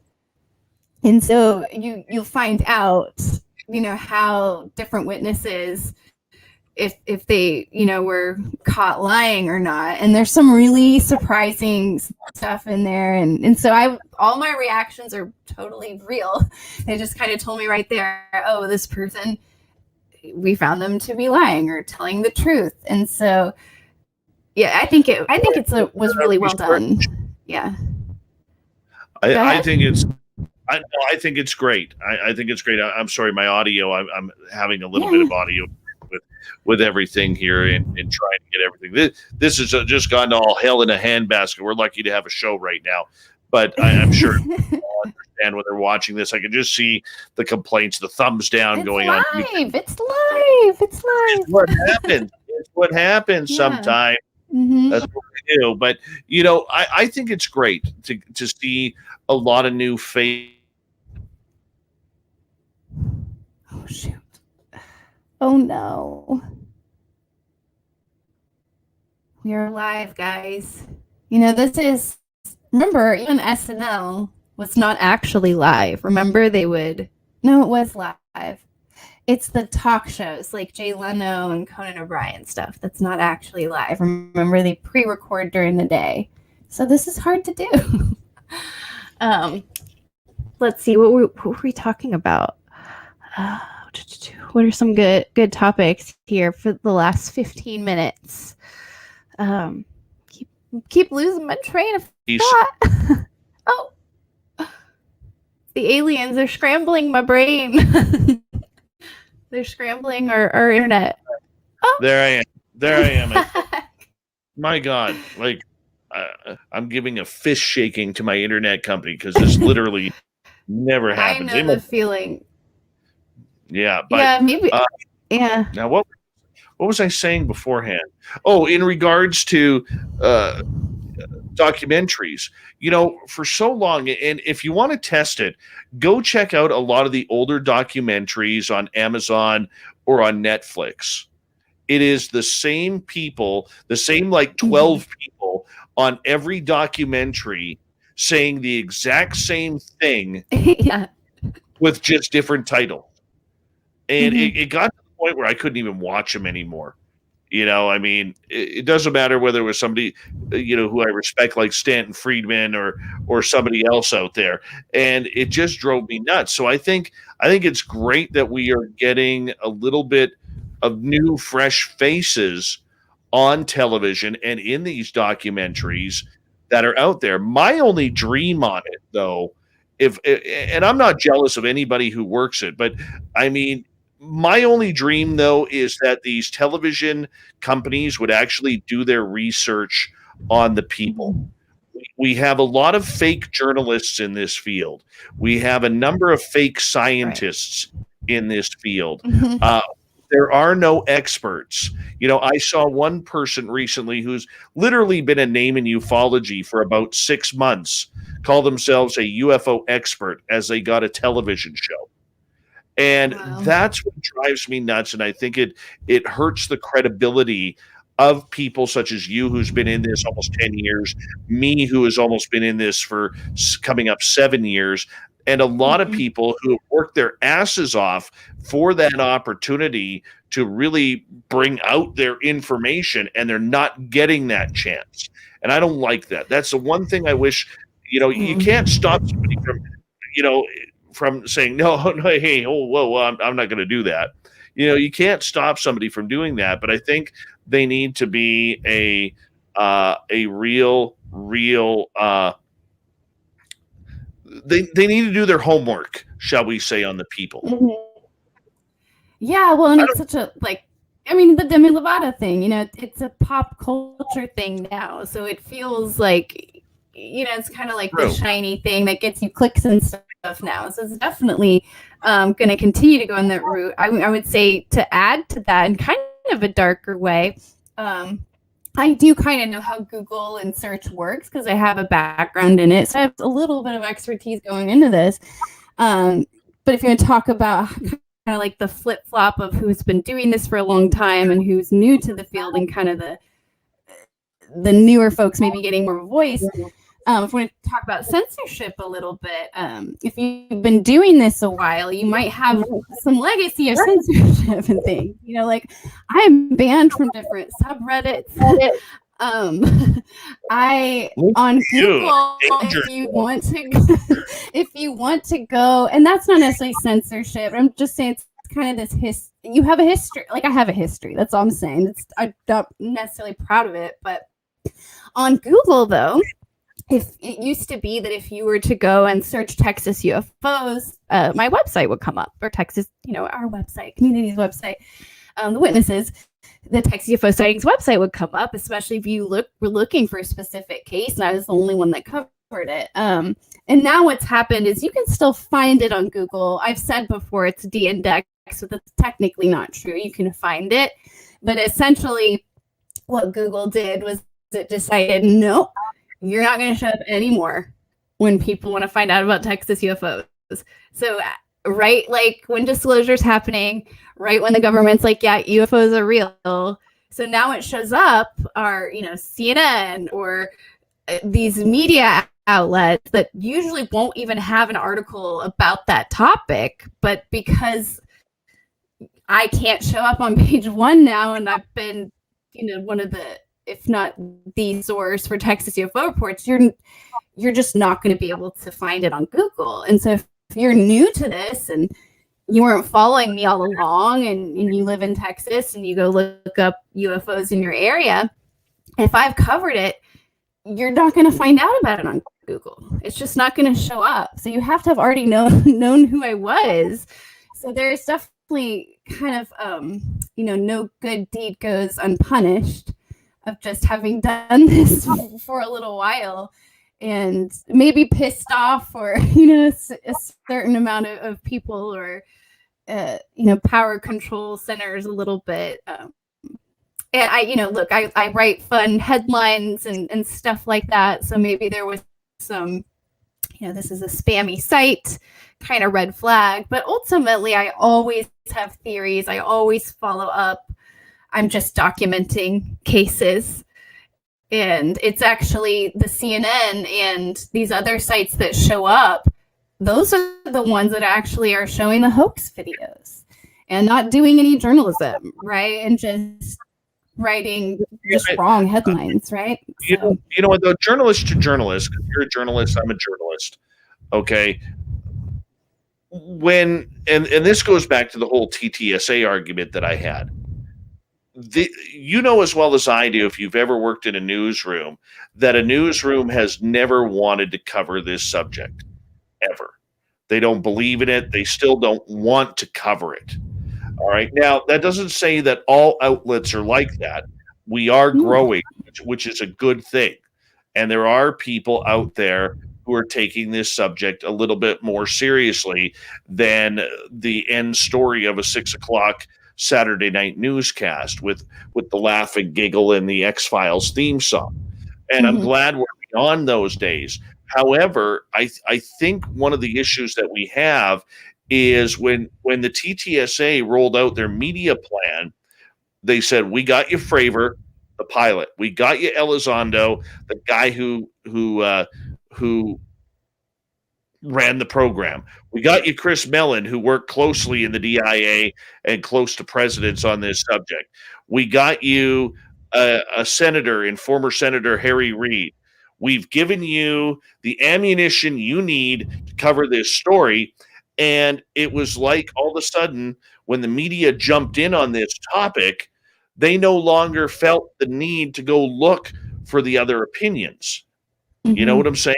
They didn't do their counterbalance. There was no Stanton Friedman or Linda Moulton Howe or even members of the SCU or MUFON that were being included in this conversation. And that was a detriment to everybody trying to learn about this subject. And that was one of my beefs with the TTSA, is that they were controlling a media narrative here on a media that was, very suspect in even wanting to cover this topic. Yeah, and what a topic, what a narrative to have any control over. I mean, it's the most important narrative. It's the billion gazillion dollar question, right? So it's really important who is controlling the narrative, and that those people. I mean, I am not for trolling and hate online, and I gave that whole lecture about, UFO Twitter can be a positive place, but I do think people's feet have to be held to the fire. And here's the thing. I feel that people should be entirely skeptical of what I'm saying too. And I mean, haven't all the UFO people gotten crap for years? Why should, no offense to Lou Elizondo or, this new wave, right, of ufologists, why should they not get crap? Shouldn't we all be getting crap, right? And be accountable, right? And have to follow up, right? Like have to follow through with their claims, because they're really it's even though I'm not in the government, right? And I'm just a YouTuber.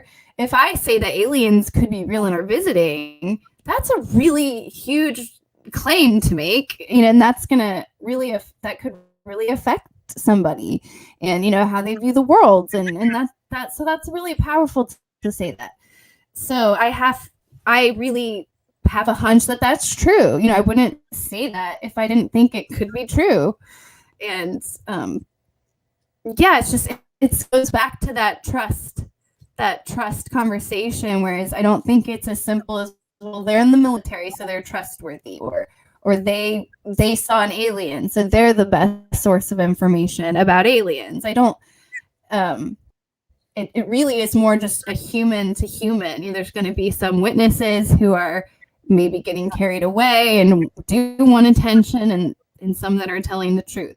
And also, and back to the trust thing, to kind of circle back to what we were talking about earlier, the old and new UFO guard, right? There's all this trust in folks like Lou Elizondo and stuff, but when you bring up some of the historic military testimony, especially like deathbed confessions, that testimony is just written off as not credible.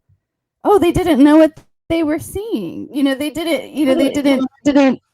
And so I don't understand why we trust what all the pilots are saying today, and how dare us be suspicious of military testimony today, but we're going to throw out all the historic military testimony, like from Roswell and Post, and just say all those people were lying. So it's not as simple as, military testimony is trustworthy. It really clearly is not.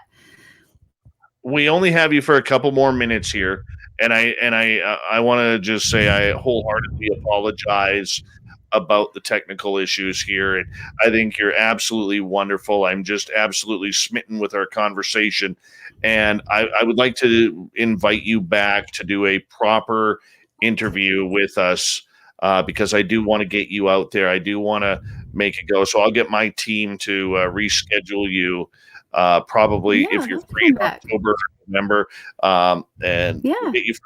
We'll arrange it where we could get you for the full 2.5 hours. Yeah. I love that. But I really appreciate you coming back on. I want to get to a couple more questions before we let you go. And this one from Tony: would either of you guys interview Mick West or Neil deGrasse Tyson? I have interviewed Mick West. So you can watch the video on my channel, search UFOJane on YouTube. And I did it. I think people wanted me to kind of like go at him, and I didn't so much talk about so much UFO evidence. I really tried to get more into the psychology, behind it all. So, what about you? Would you interview either of those folks? I would go at Mick West. I would go journalist to journalist with him, because I think as a journalist, I think he has put himself in the story, which is not the job of a journalist to do. Being skeptical is one thing, but he's really injected himself into the anti-UFO guy. And I don't think that's very credible and very unbiased the way our career is supposed to be. I would love to interview him. Neil deGrasse Tyson, the only question that I really want to ask him is in regards to this topic, is basically science. And I'm not a scientist, but when you break down science to its basic common denominator. It is the proof or disproof of theory. And for him to claim that all of these theories about UFOs, extraterrestrials, and everything are either non-existent or are not visiting here without studying the subject, I think is pure arrogance. Mhm. And I would love for him to answer that question. Put your education on the line and answer the question for the people, because science is about proving or disproving theory. It is not about subjecting your opinion. And that's what we see. We're not conducting science when it comes to UFOs. We're conducting a lot of opinion. And I don't think that's proper. He needs to be asked about that. Yeah. So yes, I will. Yeah, he's super contradictory with, he likes to talk about the vast cosmos, but then, like, UFOs are so hard to comprehend. I would like to ask him if he's ever, and probably somebody has, like, signed an NDA or anything with the government, like, related to UFOs. But I'd like to ask him just one-on-one, just so I could, like, watch his body language. Because he just very much feels one of those people that, it's like, those commentator scientists, that just kind of there to, like, reflect society. So I'd be curious. Him and Bill Nye are the two that I'd be curious to see if they've ever signed anything related to UFO knowledge. But again, that's my tinfoil hat. I should go grab it. Kind of talk. That's all right. I got one in here too. Yeah. I got a full it's right there. Hold on, where is it here? Right there. That's a whole roll of tinfoil right there, just in case. You gotta have it handy. Just in case. Yes. All right, Jane, we're going to let you go. And once again, I wholeheartedly apologize for our technical issues. I've already emailed, I've already messaged our booking crew to get back a hold of you, to get you set on a date for a full interview next time. And I just love talking with you. You're a lot of fun. You're very knowledgeable. And I think we'll be able to hit it out of the park the next time. And so thank you for covering my ass here when the tech stuff happened. But well, hey, we were just hanging out, having a little party, and maybe Glurp the alien can make an appearance next time. Sure. So absolutely. Absolutely. Thank you, Ozzy Steve, for the super chat. Coming up next, guys, we're gonna say goodnight to UFOJane here. And coming up next, we're going to continue on because, this is a 3-hour show and there's a lot of people who want to see this. So what we're going to do is we're going to bring in Stetson, or make that Fedora John, come on in here. There he is. And we're going to continue on. Jane, thank you so much. Much love to you. And have just a great week. And my team will get a hold of you soon, okay? Yeah, I'll see you guys next time. And thank you to everybody in the chat. You guys were a lot of fun. Had a blast. All right. Take care, Jane. Next time. Thank you. Bye. Bye. I like her. She is so she is so nice. Yeah. She's super nice, and she has a nice balance between the past and the present too. Yeah, and you know what? That kind of I'm not going to lie, that shocked me.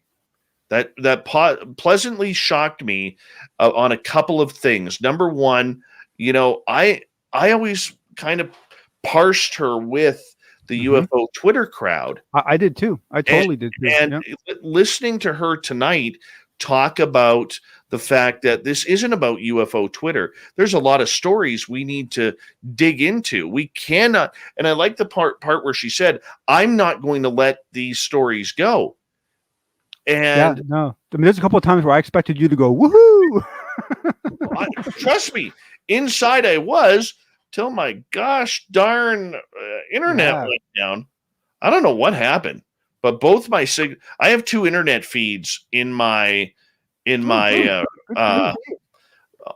one runs one computer, the other internet feed runs the other computer. Both went down. So nothing I can do. The good news is, and here's the good news, while we're chatting, I'm actually editing up a previous show to send to the radio stations. So that way I'm not going to be here until all hours of the night and getting this show ready. So I'm pretty happy about that. I'm pretty stoked about that. You're going to get a good night's sleep for once. I doubt that, but you know, one can always hope. One can always hope. You know. But she did a magnificent job keeping things going when you got cut out. I mean, she did not miss a beat. She just trucked right on. It was really cool. She was very professional. Well, I mean, that's, you know, those journalistic instincts kicked in. I know. You know, and you know, there's one thing about the journalistic instinct, guys, that I always try to remind people, and that is when they kick in, it really is about all of a sudden going pro. Like all of a sudden that professionalism comes in, and I really appreciate that about her. I really do appreciate her doing that, and you could see it pop right in because she didn't miss a beat. She did not. No, and the other thing too is that was interesting was that you brought it out of her more than some of the other interviews she did, because you know, in a lot of cases she's interviewing people or being interviewed by people that aren't journalists, right? And so it does tend to be a little more off the cuff casual, right? And you could, I mean, she like, I mean, in my opinion, this is the best interview I've ever heard her do. Like she rocked it. Like it was cool. Oh, thank you. Yeah, I really liked her. I really want to speak with her. She's somebody whom I would love to add as a participant every now and again to our roundtable. Oh yeah. I could totally see that working. Definitely. And that would make me feel really good. And you know, it's like our roundtable this week. I mean, we got Walter Bosley coming on. Super Quest from our chat room is going to come on. I got to check. Cool. Yeah, I'm trying to mix it up a little bit more so our audience doesn't have the same people, same with the same opinions. Andrew, I fully agree with you, Andrew, in the chat room here. I fully agree with you that she definitely needs to come back. Felt very comfortable with her. Very comfortable. You know, it was nice. Yeah, totally agreed. And yeah, I was impressed. You know, one of the things that really stuck out to me, like you said a minute ago, was what she said about the fact that she's like, I'm not going to forget Roswell. And it wasn't just that she said it. It was the emotion in her voice. Yes. Like she meant it, and it was personal. Like it was like, you know, I'm not going to forget. You know, it's like wow, like, you know, excellent. You know, like I mean, I was like, it was great to hear. You know, because it's you know, it's been funny for me because you know, while I was very interested in this as a kid, I pretty much gave up on this whole topic until about 2015. 2016 was really when I got back into it again, right before everything broke. And so I had trouble letting go of my emotions about Bob Lazar, which I finally did. But I didn't have any emotional attachment to any other stories. And so it's been very interesting for me coming into this, you know, not being like a really young person, but, you know, being, you know, close to the same age as some other people and seeing the intense emotions in some people and being really kind of taken off guard by it. Like, wow, like you weren't even there. Like, why are you so wound up about this, you know? But, you know, some of that emotion's good, you know? I got a question for you. And I asked her this question. And I'll ask you the same thing. Why do you think that so many people in this field recently, and I'm not saying about, you know, skeptics versus debunkers, but we see a lot of people getting mad about Lou Elizondo wanting to get a book deal, mad about Jeremy Corbell's videos, mad about people like Mick West, mad about people who ask tough questions or that generate a little bit of, I don't want to use the word controversy, but use a little bit of you know, level-headed thinking in these topics. Why do we get so mad, John? Well, so I mean, unfortunately, a lot of people aren't going to want to hear this. But what it fundamentally comes down to is ego, and not in the way that I think most people would expect. And it was funny. I just had a conversation with someone about this week, where, you know, he was complaining about the vitriol and the venom that he was seeing, and I wrote to him, and I responded to him on Twitter and said, you know, it's really funny because I know you see that, and I'm not saying you don't, but I find it very curious that I don't see that. You know, I had someone call me an a-hole the other day, which I was awesome. I screenshotted it because I think that's the first time anyone's called me that in my whole life. But it's like, it's so rare that I hear that, right? Hold on a second. How does anybody call you an a-hole? Oh, he was mad. I mean, he was yeah, no. Oh, I think Dave froze again. But yeah, no, I mean, I should probably go into this when Dave gets back, just because I think he wanted to hear my answer. But yeah, you're breaking up there, buddy. But are you back? I'm back. Oh, there you go. Yeah, I was kind of surprised by it too, but I have to admit, I looking back at what I said to him, I was pushing his buttons a little more than I realized I was. Because I will try to make light of topics, and a lot of times people think it's because I'm making light of them, and I'm usually more careful of that. And so, some of his anger toward me might have been a little bit justified, but for the most part, I don't see stuff like that, right? And so I asked this friend of mine, I said, why do you think that you see it and I don't? And he gave me a very, and this was all public, this wasn't in a side chat. He gave me a very honest response. He said, you don't come off with that kind of demeanor. Like you don't have that kind of energy. I mean, basically what he said. And he said to himself, he said about himself, he said, I used to be able to play this very calm. And he goes, I just hit a breaking point. And he said, I can't handle it anymore. I can't handle all the rah-rah. I can't handle all the praying to the UFO gods. I can't take it anymore. I can't hold my tongue anymore. And what I realized was that, even for people that try really hard, a lot of people can't help but set expectations. They believe that a certain point something will happen, or a certain point something will change. And if it doesn't, they start getting angry. And fundamentally, they're angry at themselves for being disappointed, but they want to lash out to others, right? And so, and let's face it, a lot of people, especially now, are really perplexed because they thought that UFO report that came out was going to be some breaking point, right? That it was going to be this big water slide that happened, right? And it's had an impact, but it did nothing like what a lot of people hoped, and they're mad. And the problem is that and this is unfortunately an American culture thing. We have this concept that you must suffer for reward. And so we're all willing to put up with things we hate because we think there's some payout at the end. And the truth is, that's the wrong way to live life, because what happens is you spend most of your life miserable because you're always waiting for something good to happen. And two, you don't have any control over whether that good thing actually happens or not. And when it doesn't happen, you're mad because you just spent 6 months or 2 years upset, thinking I'll put up with this because I'm going to get a payout at the end, right? And a lot of people did, and they didn't get their payout, and so they're mad, and they hold people responsible. They think that if people hadn't propped up Tom DeLonge, that maybe we wouldn't be in this situation. If people hadn't, put Elizondo on a pedestal, we wouldn't be in this situation. Other people are thinking, well, if you had supported them more, we wouldn't be in this situation. And so everyone's trying to find blame games for why this isn't like a black and white thing. And as you and I have talked about, disclosure is a process. It's not a landing place. It's not a destination. It's a stage.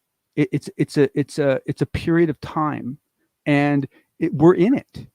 And it may not be as coming as far along as you want it to be, but this is it. We are in disclosure. Now, it might be at the very beginning of it, but right. But we're in it, right? And it sucks, It does suck. And it just seems that it's getting more and more as the government has gone silent, as Lou went silent, as Sean Cahill went silent, and everybody kind of went silent on this topic for a while. That really seemed to spike in a lot of the anger that we were seeing, and that's beside Mick West or Neil deGrasse Tyson or any of the podcast hosts out there who feel it necessary to, to go a little bit above and beyond the criticism level of people in this field. I think it really, really shows that, how passionate people are about this story. But I think a lot of people too, John, and please correct me if I'm wrong, I think a lot of people don't understand that there are many facets to this game. It's not just about technology. It's not just about figuring out where they're coming from. It's not just about the military side of everything. There are real people here who would like to know. And in the end, I think that we have forgotten that there are a bunch of different stages to ufology than what the government knows and what's the tech behind these craft and whether or not there's aliens or not. Way more than way more. And honestly, like even for someone like you or me that has been, swimming in the deep end for a while, there's even more than we know, right? I mean, there are facets to this. I mean, let's face it. There have been people, grown men, right, in military positions that have threatened people's lives over this information, right? Now, whether they were doing it under orders or whether they were doing it because they believe they should, it doesn't matter. They were pushed to that point. That's pretty nutty, right? I mean, that's pretty crazy stuff, right? And so it's, and then the flip side is that, for someone like me, I mean, like, okay, I have had 2 experiences that I think are very possibly a sighting of some sort, but there wasn't enough information in the experience, or there wasn't any data captured, so I can't know for sure. Okay, so I'm in a very different ballgame than someone like you are, Dave, right?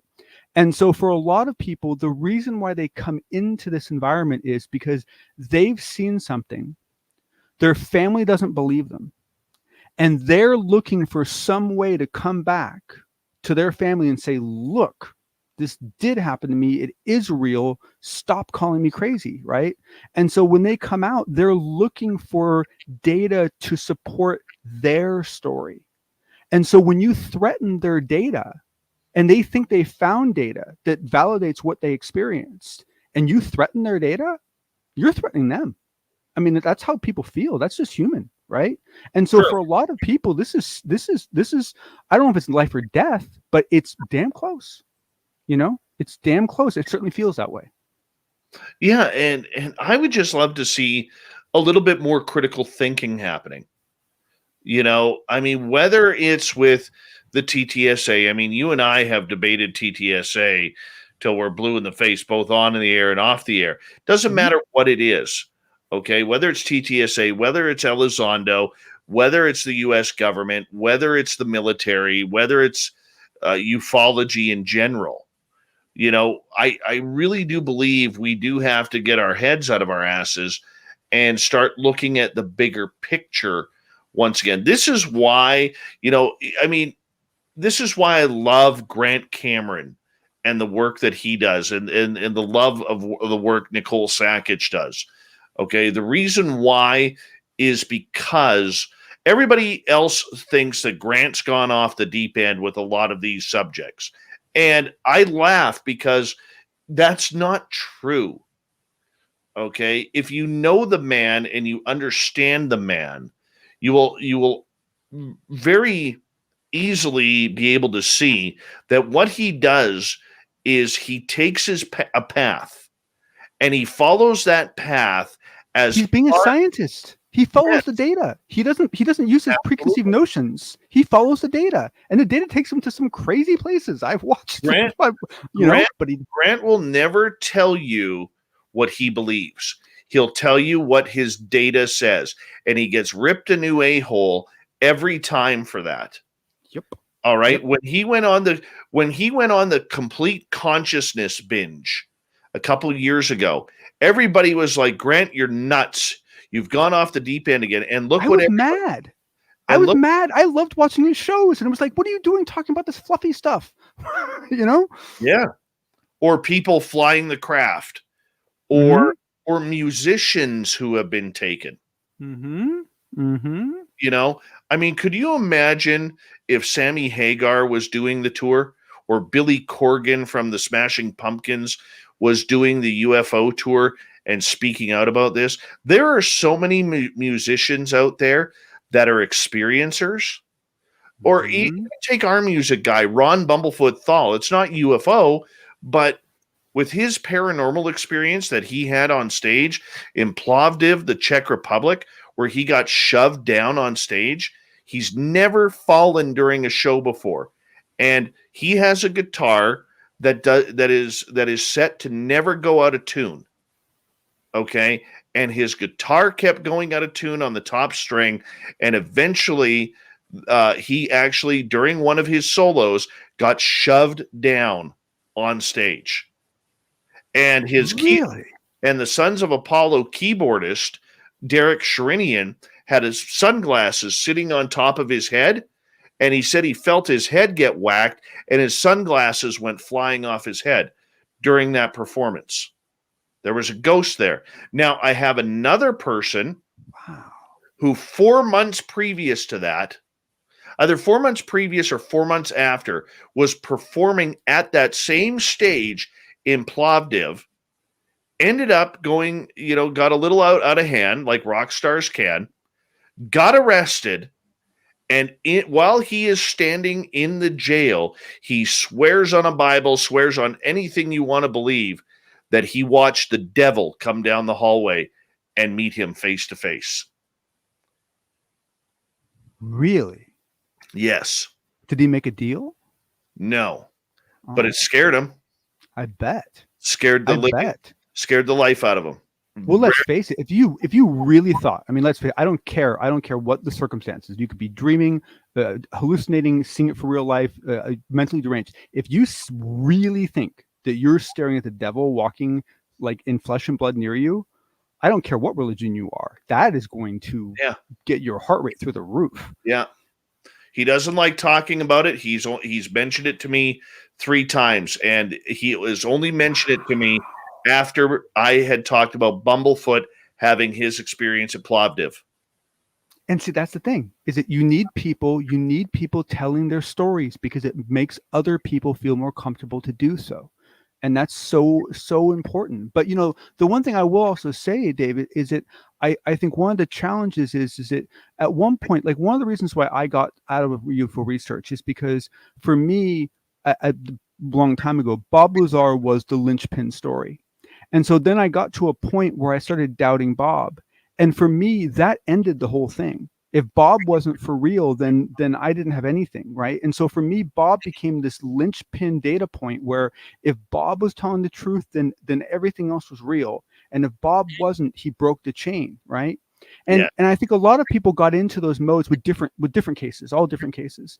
And one of the beautiful things about where we are today is we don't have anything like that anymore, right? I mean, even the Nimitz case, right?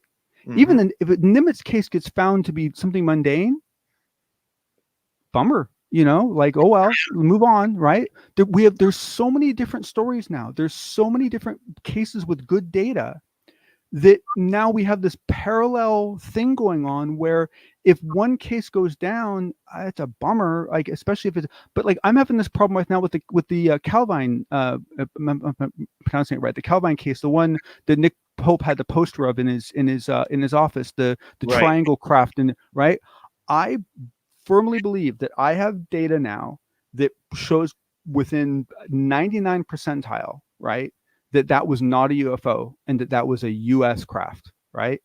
And I've talked to people that are normally very sensible people, and they just won't hear it. They will not accept that data because they become emotionally attached to that case being a real UFO.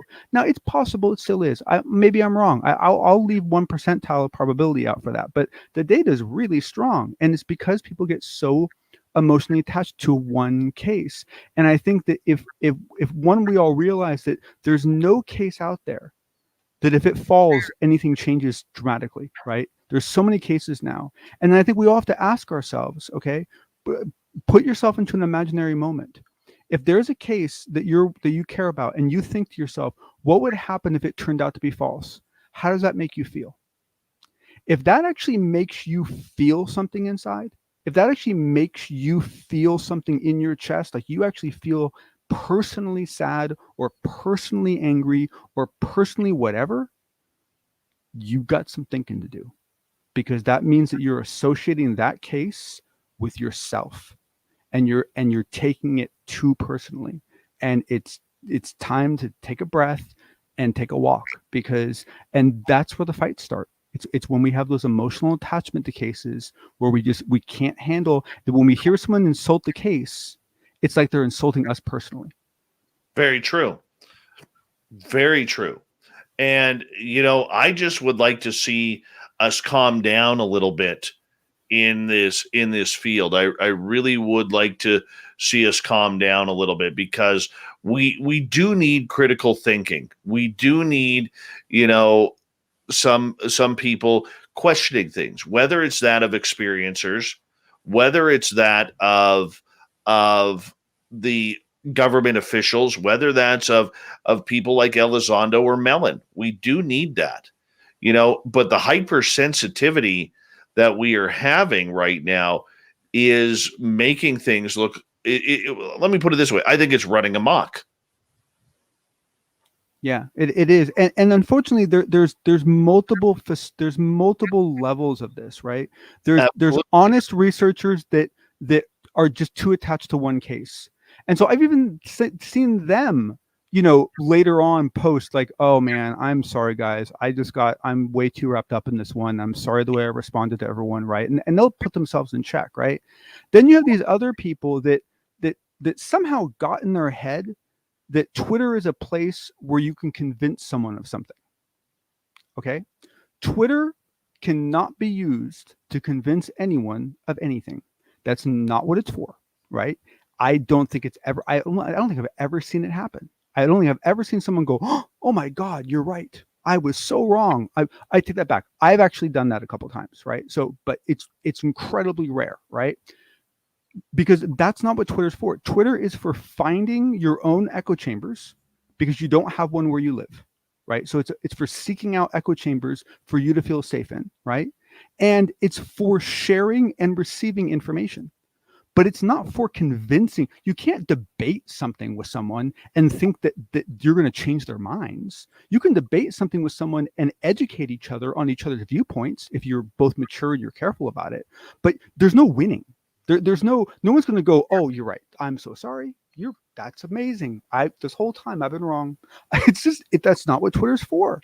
But some people think it is, right? And then you also have some people that just they like some of us have the advantage. Like I started debating on the internet in the late 90s. Okay. And on early platforms, right? And it used to get vicious. I mean, vicious, mean. And over the years, you learned how not to behave that way. But I mean, my pulse rate would get like so high, like debating with people and so forth, right? And the thing is it's hard, but some people get used to that, and so they go to the internet as a place to blow off steam, right? It's like people will go to a bar to get into a fight. Right. Well, they go on to Twitter to get into a fight. And so some people are just looking to push people's buttons. Absolutely. And I want to add to that here for a second, but thank you, Guillermo, for that awesome super chat. Really do appreciate your love and support of this show, man. Thank you. Really nice seeing you back in our chat room again, too. But, to the point of UFO Twitter, I think UFO Twitter, where a lot of people got turned off of it right away, is there were a number of people out there getting into the whole UFO scene who were creating a number of different profiles. So if you brought up a question, and I know it happened to me a number of times early on in UFO Twitter when I was not supporting my listeners going to or giving my full flag waving of the Stars Academy, where literally I was getting hammered by people. And, I'm a type of guy, dude, where I have 2 Twitter profiles. We have the Spaced Out Radio one for the show, and then I have my personal profile, right? But before I created my personal profile, I had no idea that you could have 4, 5, 6, 7, 8, 9, 10. I have 5 and I have a 6 that I can't remember the password to. Yeah. Like I didn't know that. I know a lot of people don't. And so all of a sudden, I remember I was talking to somebody from the Young Guns, may have been Danny Silva or someone else about it. And this is where I learned that there were certain people out there who, if you bashed the TTSA, they were coming at you with their 4, 5, 6, 7 different accounts and hammering you right back. Right. And they won't just do that. They'll also jump into other places. They'll go to Reddit. They'll go to a Discord. They'll go to Facebook, and they'll call people out and say, "Hey guys, right now on Twitter, there's this going on," and they post a link to it, and they invite all their friends from everywhere to come in and pile on top. Oh yeah, and that happened to me a couple of times, and I fell for the bait. Then finally, I was just like, "I'm not doing this. I'm not doing this at all." Yeah, no, it's just but the thing is that there are also people that and I've had this problem myself where essentially, if someone else was able to argue a point that was counter to what I believed, that impacted how I felt about what I believed, right? And that's a really, I mean, I don't mean to insult anyone, but that's a really broken place to be, right? And I know I've been there, right? But it's hard sometimes. And so getting to a point where you can say to people, you know what, we're just going to have to agree to disagree, right?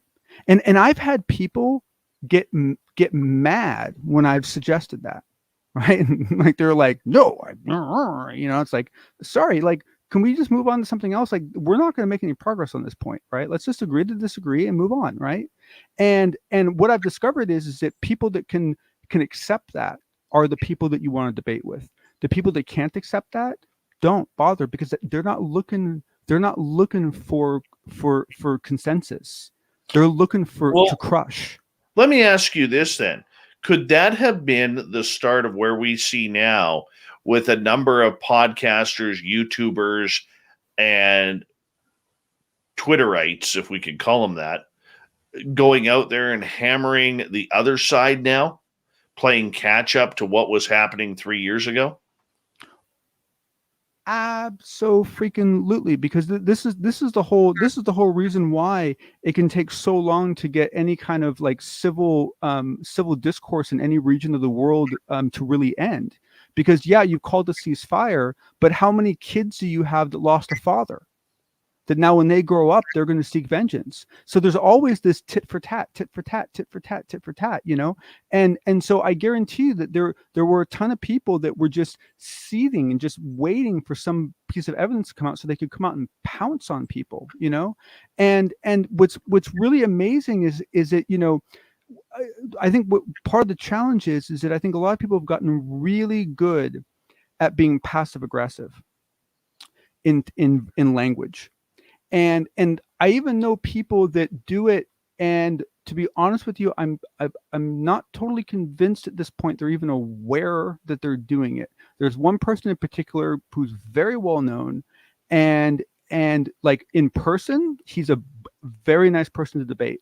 On Twitter, wow. I mean, this guy gets so passive aggressive so fast. And then when you call him on it, he's like, what? No, I wasn't doing that, and you're like, really? Like, here, copy and paste. That's not what I meant. Like, really, it's a mind-boggling thing. And it's very hard not to take that stuff personally, right? I watched Michael Huntington, who's a good friend of this show. He's been a former guest, very eloquent speaker on the topics. Okay, very smart, intelligent guy.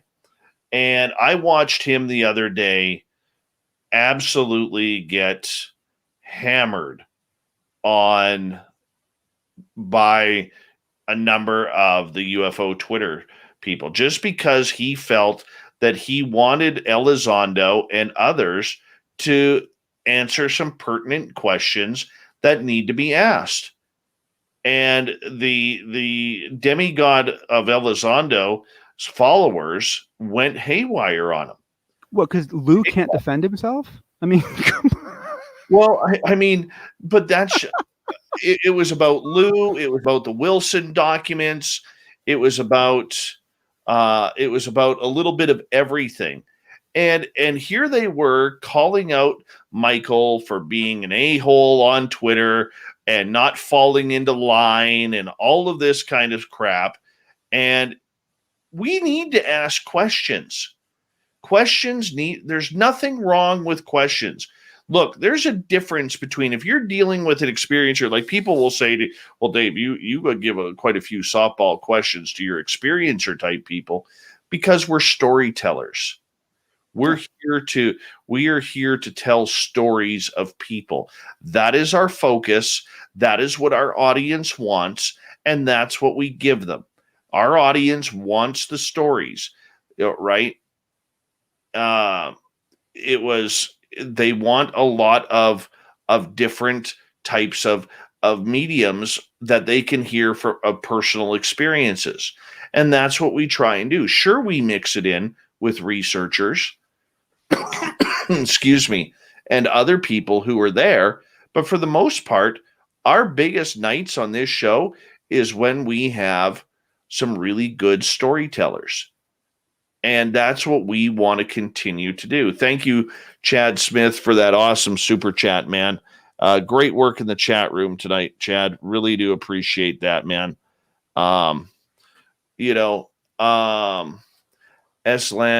Slant, it's because he was being kind of disrespectful. See, I didn't, and without getting into debate, and I brought this comment up. I'm not saying that. Are you talking Michael or are you talking other people? Fill me in here, dude, because I want to explain my point, if you don't mind, because I didn't see Michael. Michael has a sense of sarcasm to him and a sense of wit, but I didn't read his comments as being very disrespectful at all. I really didn't, and maybe I read it wrong. I mean, that's another problem with the internet and Twitter and everything. We all will disseminate the message on how we disseminate it. I put out tweets out there that have been very sarcastic, which I'm killing myself laughing for, and other people are like, "You're an idiot." Yeah. Oh yeah. Oh yeah. Oh, totally. No, totally. And that's the thing is that eventually you learn that, you got to make sure that, that I don't know, like a lot of times I'll write tweets and I delete them because after writing them and I look at them, I realize that I'm not doing this to entertain anyone else. I'm not saying this to educate anyone else. I'm doing this to entertain myself. Mm-hmm. And that's just not needed, and so I'll delete it, and it's hard sometimes because it'll be fun to post this, and I think too, I think there's a challenge because I think a lot of people want to ask questions where they think they know the answer. They're just trying to force someone to admit something. Mm-hmm. And I think those type of questions tend to tip people off. And then I think that the challenge is that, everyone gets into vulnerable periods. And, like a perfect example was PJ Hughes, right? Because PJ was normally like this really mellow guy, but every once in a while he would come on. I don't know if he was tired or what was going on, but then people would start attacking, not him, but they'd start attacking some of the other guys, right?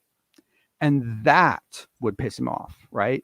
And it was his emotional reaction to that would then get him to say something that he shouldn't be saying, right? And so he would get goaded into it, and it wasn't even for himself. If you attacked him, he was fine with it. But when you attacked his buddies, then he was like, then he'd get emotional about it. And he'd get goaded into saying things, and it sucked because he was doing it for the right reasons, right? He was standing up for a friend. But the instant you start taking anything personally, the instant you have an emotional reaction to any of it, it's time to walk away.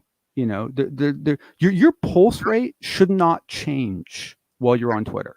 I mean, that's really what it comes down to. Your pulse rate should not change. It's also a great place that if you want to feel, if you want to explode, you could explode on Twitter. Which is so weird to me because I I don't get that. I don't, that part I don't get, because in the world I grew up in, like everything you put on the internet is recorded forever. So you don't want to say anything. I don't care if you're trying to be funny. You don't want to say anything that you're not ready to have sky written over your town, right? And put on the front page of the New York Times, right? You don't say anything that you don't expect that to happen to, right? And these people that think that they can just like, just let loose on the internet, it terrifies me. I mean, it's like, and people lose jobs over that stuff. I mean, it's like, people, I mean, it's scary, right? Like that data never goes away, ever, ever, ever, ever, ever, ever, ever, ever, ever. I mean, it's amazing. I mean, I've done searches and pulled up like debates I've had where I got really snarky with people from 1996, pulling up on Google search, right? From 1996, right? Yeah. I mean, oh man, but you're right. People do. They feel they can, and and a lot of times though that's why they have multiple Twitter handles, right? Is they have one Twitter handle that they play safe on, and they have another one that's their drunken raging Twitter handle, right? That they only use at 2:00 in the morning if they're coming home from the bar. You know what? You mentioned that right. I have a friend of mine who, his name's Jamie, who is very involved in the music industry, or used to be at least. And he is someone who's very outspoken on social media. And hi, Luscious Jules, thanks for joining us. He's very outspoken on social media and been banned on Twitter, been banned on Facebook, had profiles removed. He's had to rebuild them. It's kind of funny to watch, actually. But he knows a lot of rock stars who've been in the business a long time.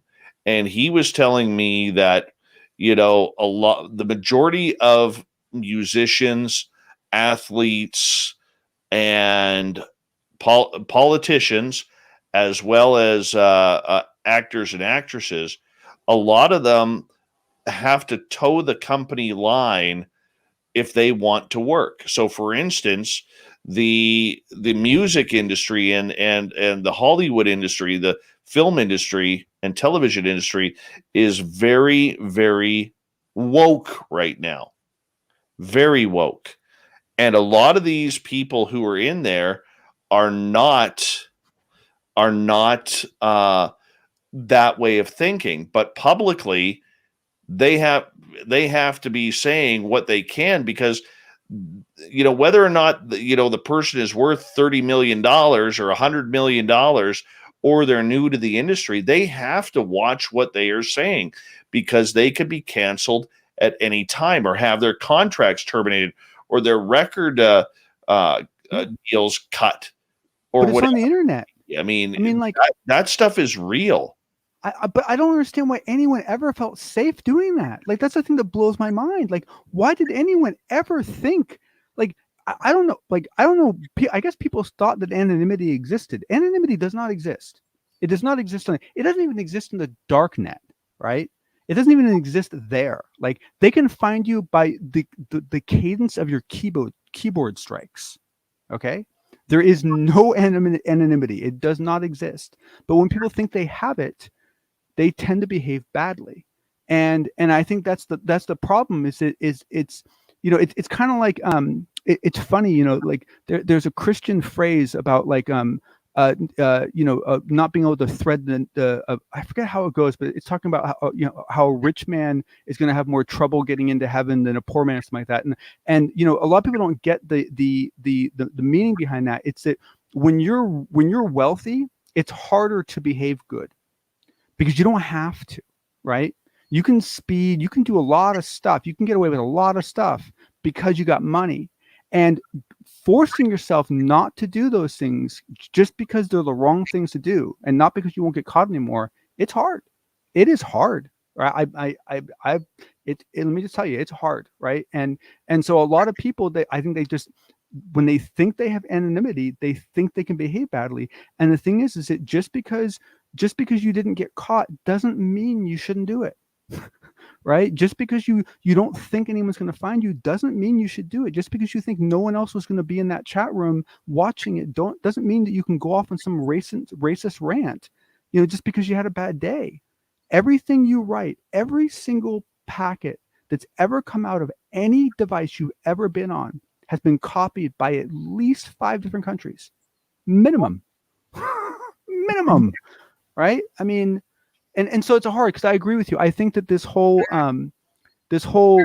witch hunt that's been going on in some cases, where where like it happened with the director of Guardians of the Galaxy. It happened with this guy on the TV show Flash, where like someone pulled up, and it's hard because I think if someone gets caught doing something now, right? They get trouble doing something now.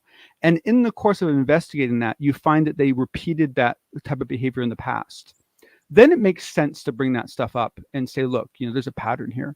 But when you find someone that hasn't, stepped out of line in 5 or 10 years, and someone digs up something from 10 years ago, going after them, I mean, that's pretty nasty business. But at the same time, why did they think they should, why did they do it? Why, who told them it was a good idea to do that on the internet? I mean, if you want to do that, yell it in your backyard, right? Don't put it online.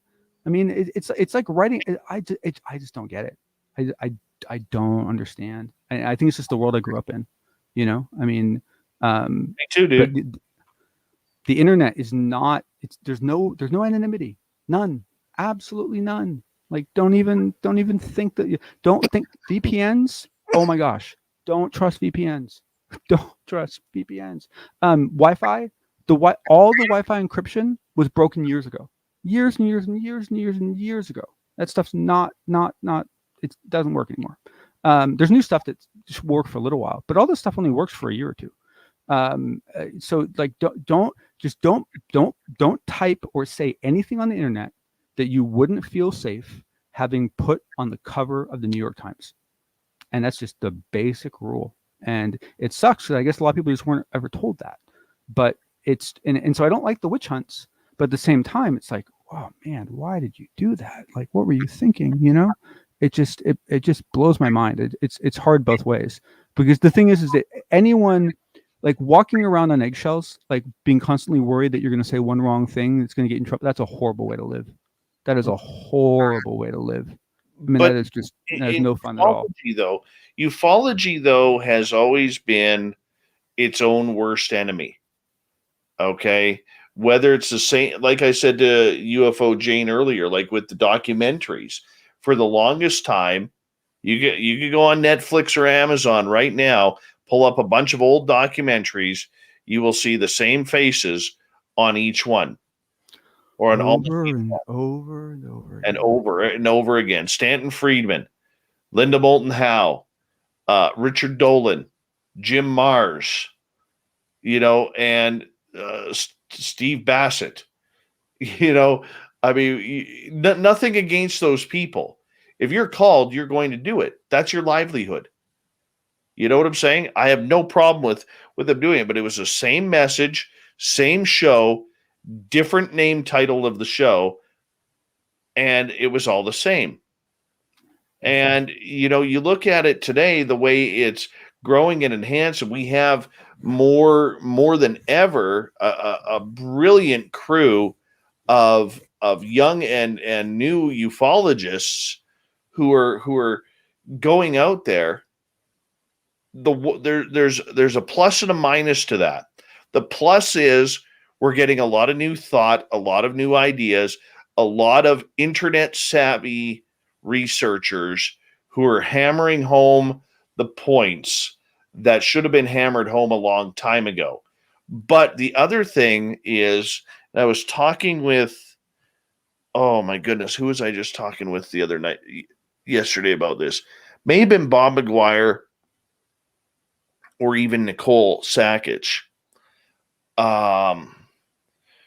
We don't have boots to the ground researchers coming up. Now, somebody who holds their camera up in the sky looking for UFOs, that's not what I'm talking about. I'm talking about researchers who are going to get dirty, build their sources, and try and find out what is going on. There's no Dolan Jr. out there. There's no Jim Mars Jr. There's no Stanton Friedman or Grant Cameron Jr. coming along the path. Do you see what I'm saying? Yeah, but what's kind of interesting about that is that I think part of it is that I think perceptions have changed a little bit, because like for me, I don't know. I don't actually see a tremendous amount of value at this point in building up a bunch of sources, because they're all humans. And from a journalistic level, I will disagree with that. Oh no, I get that, but but the thing is that what my experience has been in the past is that data, like where I find those people useful is when I find data and I want to get another opinion on it, right? But as far as actually using them as a source of information, they're humans, and so like their data is only so valuable, especially if they won't go on the record to say it and they can't offer me any proof of it. So I would almost rather rely on documents and data than people for research anyway, right? And so, and I might be wrong, but I think that I think there's a lot of people from kind of my generation that feel that way, and so part of it is that I'm not sure that there's a lot of people that want to become the kind of researcher you're talking about. Well, Britt makes a good point in the chat. She says that's literally because the younger generation who are trying to do that are being told to shut up. And, well, sure. And this goes back to my blog, where remember I gave the three sections of ufology. You have the older guard here, you have UFO Twitter here, and then in the middle, you have people like me who are flapping around in the wings, not really part of the old guard, not really part of the young guns, okay? And we're trying to do our best to get that out, right? But, I mean, this is a field, though, that is completely anarchic right now. I mean, you can be anybody who you want to be just by typing it on your profile on Twitter or Instagram or Facebook. You can, you can slam anybody you want because there's zero repercussion. There's no rule book. There's no governing body outside of the social media accounts. If you don't get a conference, screw it. Who cares anyways? You know what I'm saying? Then you got the popularity binge coming. Right? People who do and say anything for popularity. You have the people out there who are just trying to do an honest day's work. You have people out there, who are trying to build their own careers off of this. You have people who don't care about careers, who just want to have fun talking UFOs because it's a fun subject. It's a beautiful mix mash of everything. The one thing that I will point out is I think some of the reason why these problems exist is because there's so many people in this community that actually aren't terribly good researchers, right? They for whatever reason, they never developed a skill in research. And so like for example, like anyone posting that they have some kind of background, like it's so easy. It is so bloody easy to background check people. Right? It is so easy. It's ridiculous how easy it is. And so anyone claiming anything, like you spend an hour, maybe two, and you're going to know whether they were telling the truth or not. But no one looks. Like no one, I don't know why, but no one looks. It's weird. I don't get it. I mean, I look at Justin's comment here. I think John has done an outstanding job researching Brit as well. Project Unity J, all their theories aren't right, but they're collecting data and get it out. There's only one name I wouldn't agree with on there, and I will say that person absolutely lambasted me on social media because I threw a copyright strike at him on YouTube for using part of my show without my permission. And when his channel is monetized, I called him on it. And I'll tell you, the phone calls and the messages that I had from people in UFO land for dragging my name through the mud for protecting my business was incredible. I'm not going to say who contacted me, okay, but it was a number of people who completely said that I was in the wrong about striking this guy on YouTube for using my product on his financially monetized channel. But you know what's so sad about that one, Dave, is it, you know, like almost everyone in that situation had some point of value, right? I mean, except for maybe the what instigated the whole thing, right? Like, I mean, you know, you were right to defend your intellectual property, right? Especially because you have investors, right? At the same time, like, while they may not have should have done it with passion, I was honestly kind of touched that many people came out in defense of him, right? Yeah. Now maybe they should, but I mean, that was kind of nice, right? Like it was kind of nice that they were saying, hey, he should be given a second chance, right? Now, and the thing I guess, but the reason why I think it's sad is that to me, like that could have ended differently, right? Like when all that finally broke out, right? It just makes me sad that like, you know, that like he didn't reach out to you and say, hey, I'm really sorry, and you know, you weren't able to say, oh, you know, okay, you know. He did, and I will be honest with you, I actually contacted YouTube about removing the strike. I did, okay, because he apologized to me, and yet after he did that, he was still throwing my name through mud that I was an a-hole and that I hurt his feelings. Well, hold on a second here. We're a business. SOR, everything that we do here is business oriented. John, you see a lot of what goes on behind the scenes.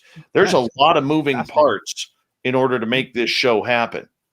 Okay. And thank God we got the team that we do right now. Because I'm super sorry that it continued, and now I understand better, like, your position. But I got to say, I'm really pleased to hear that he did reach out and apologize, and I'm pleased to hear that you did reach out and try to get it like that, because that's how it should have gone, right? Like, I mean, but it's a shame that it didn't end there. I don't care if anybody uses my footage. I really don't care. But ask me. Yeah, I know. You know, but here's the other thing too. If your channel is monetized and you are using my product to monetize your channel, we got an issue. Yeah. We got an issue. My product does not pay you. Yep. I know. And it would have been so easy to ask. You know, it would have been so easy to ask. You know, it definitely would have. It definitely would have. And you know, and the thing is that there is this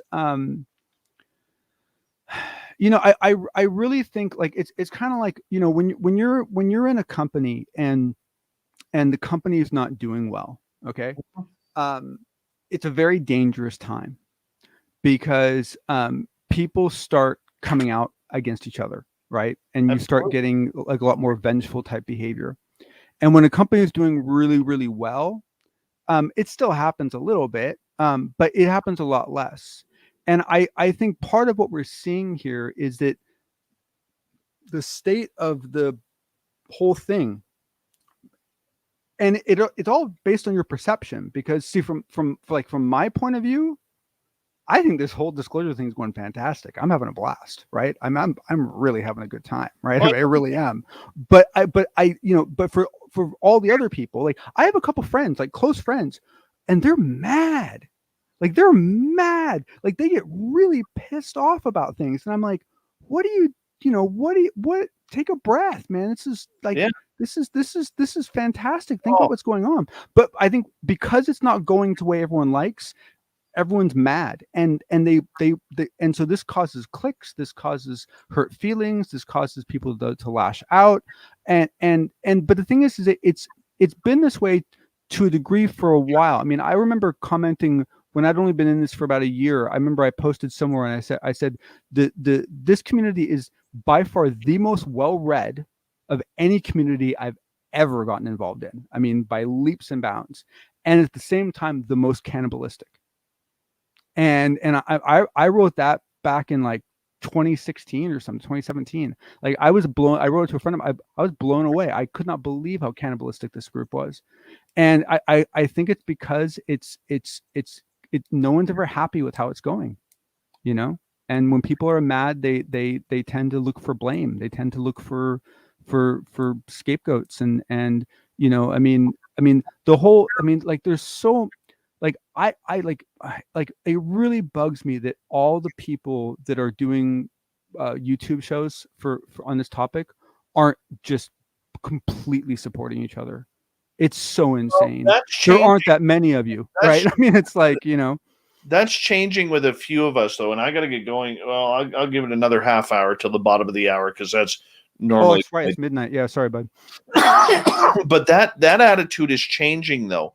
You know, like for instance, I was talking to Ben from UFO Garage about this recently, and we are actually talking about setting up a conglomerate type website where we have transitions into other shows.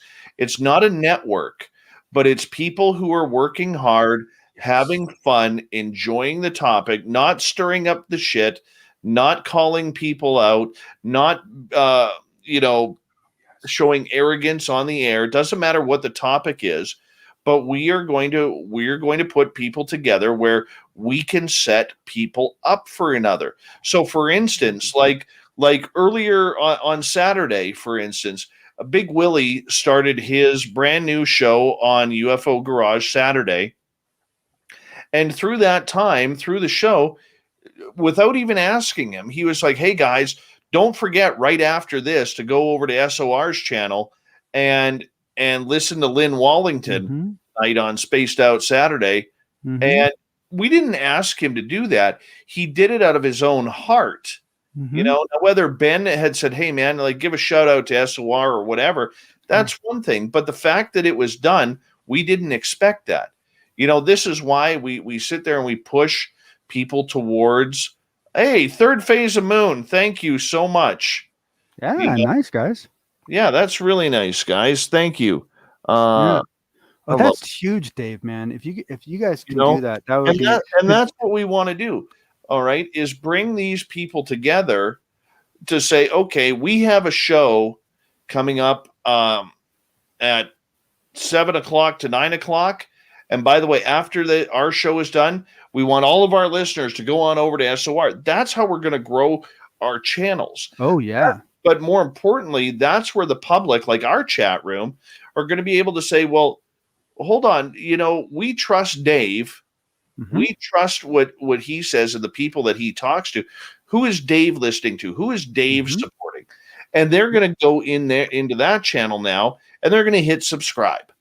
And we're all going to grow together. Well, and the great thing there is that people see people getting rewarded for being confrontational by the number of views they get. But what they don't see is people getting rewarded for playing nice. And this is a way to show a way for the people who are playing it straight to get rewarded, right? You're seeing there's going to be a real benefit to playing it fair, because there's going to be a tribe of good folks, you know. Like, I shouldn't say good. I'm not saying the other people are bad, but you know what I mean. Like you know, well-meaning. I'm going to bring this up not just because they're here, not just because they're here, but you look at the third phase of moon guys. Okay, the Cousins brothers have worked their asses off for a number of years to build that channel into what I think is the biggest UFO channel, because I don't recognize the other one. Okay, especially when you're on charges for assaulting your wife. Right. I don't recognize that. Yeah. So to me, third phase has the biggest channel in ufology out there. Okay, and they get picked on, they get beat up, but you know what? They keep going, man. They keep going, and they're so cool about it, right? I mean, they're one of the only shows around where like there's actually, I mean, I'll be real honest, like there are things that could be put on the show that I struggle with, right? Well, But they're not arrogant about it, let and me they're not mean about it, and they're really kind about it, and so I don't care, right? Like it's a good let me tell show, you this. I have had probably 30 different people of well-known names in ufology saying to me, why do you like those guys from Third Phase? You know what they've done for me? They've been there when I've had YouTube questions. They've offered to help, not asking me for a dime. They've given me good ideas that have helped grow this channel and that we have implemented and are from the time and I remember them. It was Blake telling me this. Blake said, when we hit 10,000 subscribers, he goes, Dave, you're going to take off now because the first 10,000 are the hardest to get. All right. And he goes, then you're going to take off. It may not be 1,000 to 2,000 or 10,000 subscribers a month, but you're going to see incremental increases that you didn't see before. And like, for instance, I never made up, catchy headlines for a show. They were the ones who told me to put a catchy headline up for the show because it gets people's eyes going. It feeds into the YouTube algorithms. And so when people search live shows, they could potentially check us out. Right. And that's all. But there's such a great example of why it's so often it's not about what you do, it's about how you do it. Absolutely. And those guys do it. They do it with yeah. I'm sorry. Go ahead, please. No, go ahead. Well, what I wanted to say quickly, thank you, is like I said about those 30 people in ufology who came up to me and say, "Geez, do you really want to attach your names? Those guys done this, they've done that." And I've said to each and every one of those people, point blank, I said, you know what? They have never done anything ill towards Spaced Out Radio, ever. Why? In fact, all they've done is try to help our channel grow and other channels out there grow. Why am I going to shit on them when they've treated me with a lot of respect, which I never asked for? I never went up to them and said, hey guys, can you give me a hand? They offered it, right? Yep. They offered it. And to me, that says a lot about the people that they are. And you know what? I reached out. Look, I don't hit them up for a lot, but you know what? I know their phone number. And if I have a question about our YouTube channel or whatever, I know I can call them. And so, hey, you know what? I don't give a shit who likes who or who doesn't like who or whatever.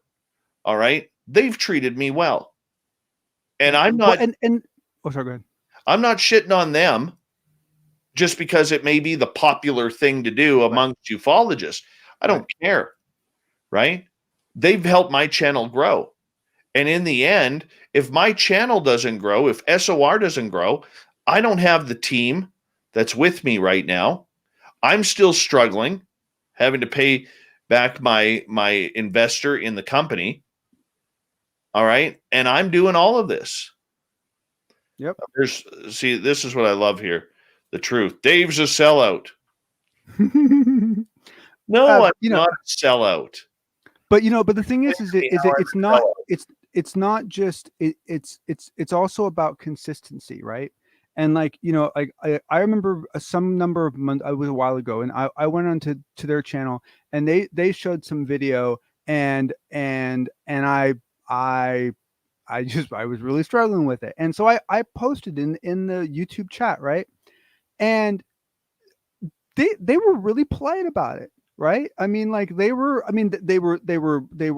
confident, right? I mean, no problem there, but they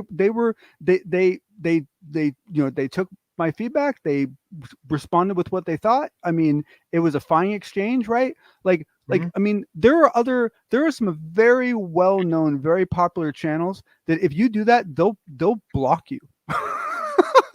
they'll just block you, right? I mean, it's amazing. So that kind of behavior that you see, the way they treat you, that's consistent through the rest of the way they do things, right? And that speaks volumes, right? Absolutely. And that's the exact same thing that we have done with UFO Garage, with other people in this field. And you know what? Hey, to some of these channels, like I look at a channel like Third Face, they're a big dog to me, the big dog. Okay. I would love to have that many subscribers. I really would. But to other channels like UFO Garage, okay, with us having, 11,000 subscribers more than them, we're kind of the big dog to them, and we're helping them. I'm helping my buddy Merle redo his channel right now. And all the advice that I'm giving him is exactly what Third Phase of Moon and other people have given to me, right? It's not selling out. It's about building a channel, because for a lot of people, for some people out there like us, this is a business. Every day I have to put out a broadcast for our radio stations. But the thing is, this is one of those beautiful parts of running a business where this aspect doesn't have to be about business, but it benefits the business so much, because it's not just about building a channel. It's about building a tribe, right? It's about building a group of like-minded people who do business the way you like to do business, who interact with people the way you like to interact with people, and they're supportive, and they have, at least somewhat similar, views to you, right? And you become this supportive tribe. And for those of you in that tribe that are running businesses, there's huge benefit to doing that, right? But the cool thing is that the reason why you're doing it isn't purely about business. It's also because it makes running the business more fun, right? And it's also about paying back and paying forward, right? I mean, there's so many aspects of it that feel good, Absolutely, John. If our listeners and our public truly knew who the good people and the bad people were in ufology, they would be shocked. But they'll never hear it from us, okay? Because it's not our place, all right? And, but they wouldn't support them. Like I was just mentioning about one person earlier who stole copyright product from our channel. That person, if his crew knew, or the majority of his casual listeners knew that he did that, they probably wouldn't support it, because it's theft, right? And it's all over his channel. I mean, if our listeners truly knew, this is why I would sooner go along the lines of saying, this is who we support.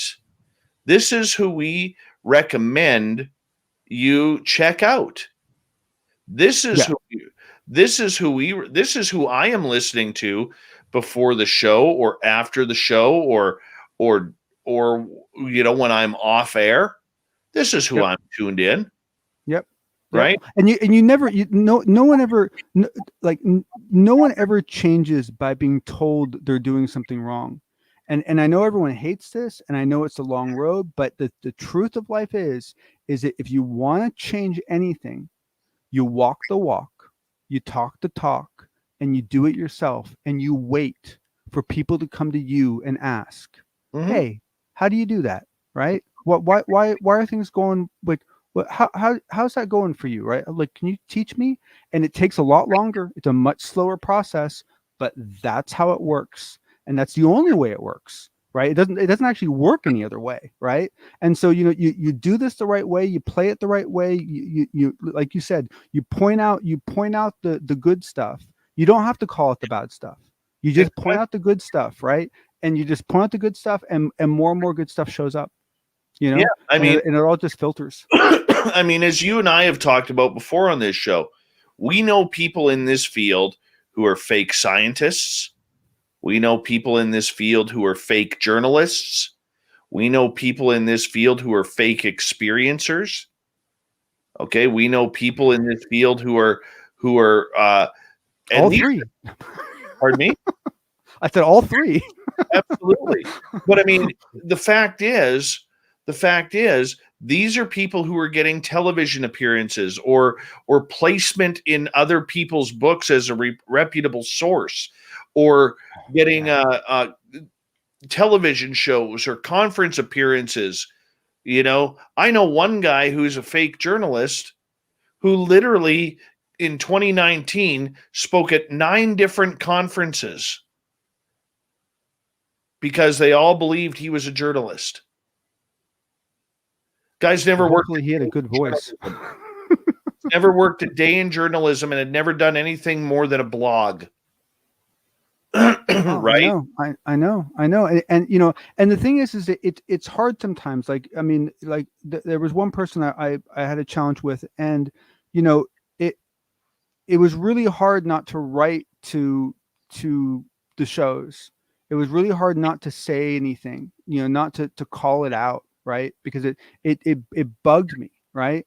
But I realized that the reason why it bugged me that much was because I was letting my own ego get involved, right? Ultimately, you know, it's not my job to tell, you know, if that show wants to not vet their guests well enough and bring people like that on, I'm really sorry, but you know what, you reap what you sow, and it's going to happen. And I just have to trust that eventually, you know, that person's going to, you know, peter out, or they're going to have some kind of rude awakening and they're going to change. They're going to get better. And that also happens, right? But you can't go around telling people or pointing out, you know, what people are doing wrong. Like, nope, that never works ever. No, ever. Hey, dude, I fully agree with you. I fully agree with you. So, you know, maybe it is a little bit, you know, Ben and I have to talk about this a little bit more in getting everything kind of organized for it, and whether or not it is worth pursuing. I think it is, you know, because you build as a team, you run as a team, you know, but I mean, you got to control the attitude, you know, there's got to be rules and regulations you have to kind of follow by with that too, right? It would be so beautiful to have a place to go where you would have a constant stream, where it would just stream from show to show to show to show. It'd be like having a 24-hour TV network, right? And basically, no matter what hours you worked, no matter what country you were in, no matter where you were traveling, you knew that you could always go to this one place, and one of these shows that you know have a similar kind of, you know, way of walking and talking. You know, some good content's going to be on there. That would be fun, man. That would be so cool. It would be fantastic. And a lot of people are doing that with Roku channels. Yeah. Yep. Okay. Yep. A lot of people are doing that with Roku channels, or starting to, at least. You know, the problem is getting everybody to work on that timeline, because the timeline is most important. So for instance, like if there was a show before mine that was on, say, 7 to 9, but creeped into that 9:30 Pacific time, that's not the 9:30, 10 o'clock. That's not good for me. You know what I'm saying? Yeah. No, you'd have to almost intentionally, not run anything live. Everything would be delayed. And then you could have an algorithm that would then sort the content based on actual length, and shuffle things based on when the machine gets it, when those feeds arrive. The other issue with that, though, is, say, a channel like ours, which is monetized. If you're watching our show on a different YouTube channel, you don't get the monetization. No, totally. And that's why I say it almost needs to be content that's reached a certain age, you know. You know, content that's, you know, I don't know. I mean, I don't know what is appropriate, whether it's 2 weeks or a month or whatever, like, but something that, something that's, you know, because I mean, especially for all the people that are coming into this new, you know, there's a lot of good shows that used to be on that you know, you've done, that other people have done, that really impacted me, you know, like really impacted me, that they're never going to see unless someone shoves it in their faces, you know? So it's like, I don't know, you could do some cool stuff with that. I think I mean, you're right. It's not going to, I mean, look, nothing worth doing is easy, right? I mean, that's just absolutely. Basic, right? So, you know, and, you know, but Dave, with all your free time, you should be able to whack this out. No problem. Yeah. because I'm just low. You know what my day is like tomorrow? I can only imagine. So let me give you my day today. Let me give you my day today. My day, my alarm went off at 7 o'clock. Okay. And I had one of those mornings where I woke up at 6:30. You know, when you got to pee really bad. Oh, yeah. And I look and I'm like, God, like I couldn't just have my extra half an hour, you know? And and so that was kind of a pain in the butt.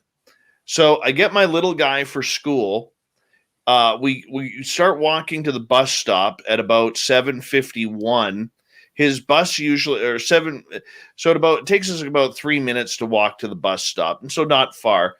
By the time we were 2/3 of the way, we saw his bus pulling away. His bus was 5 minutes early, which it's never 5 minutes. That's later. just criminal. Okay, so then I had to drive him to school. I come back, you know, get myself in the shower. I'm at work for 9 o'clock. Okay, I got home at about 5:30 this afternoon. Quickly ate dinner. Okay, I think I had about 9 minutes to relax. No, a little bit longer. That's probably about 15 to 20 minutes to relax.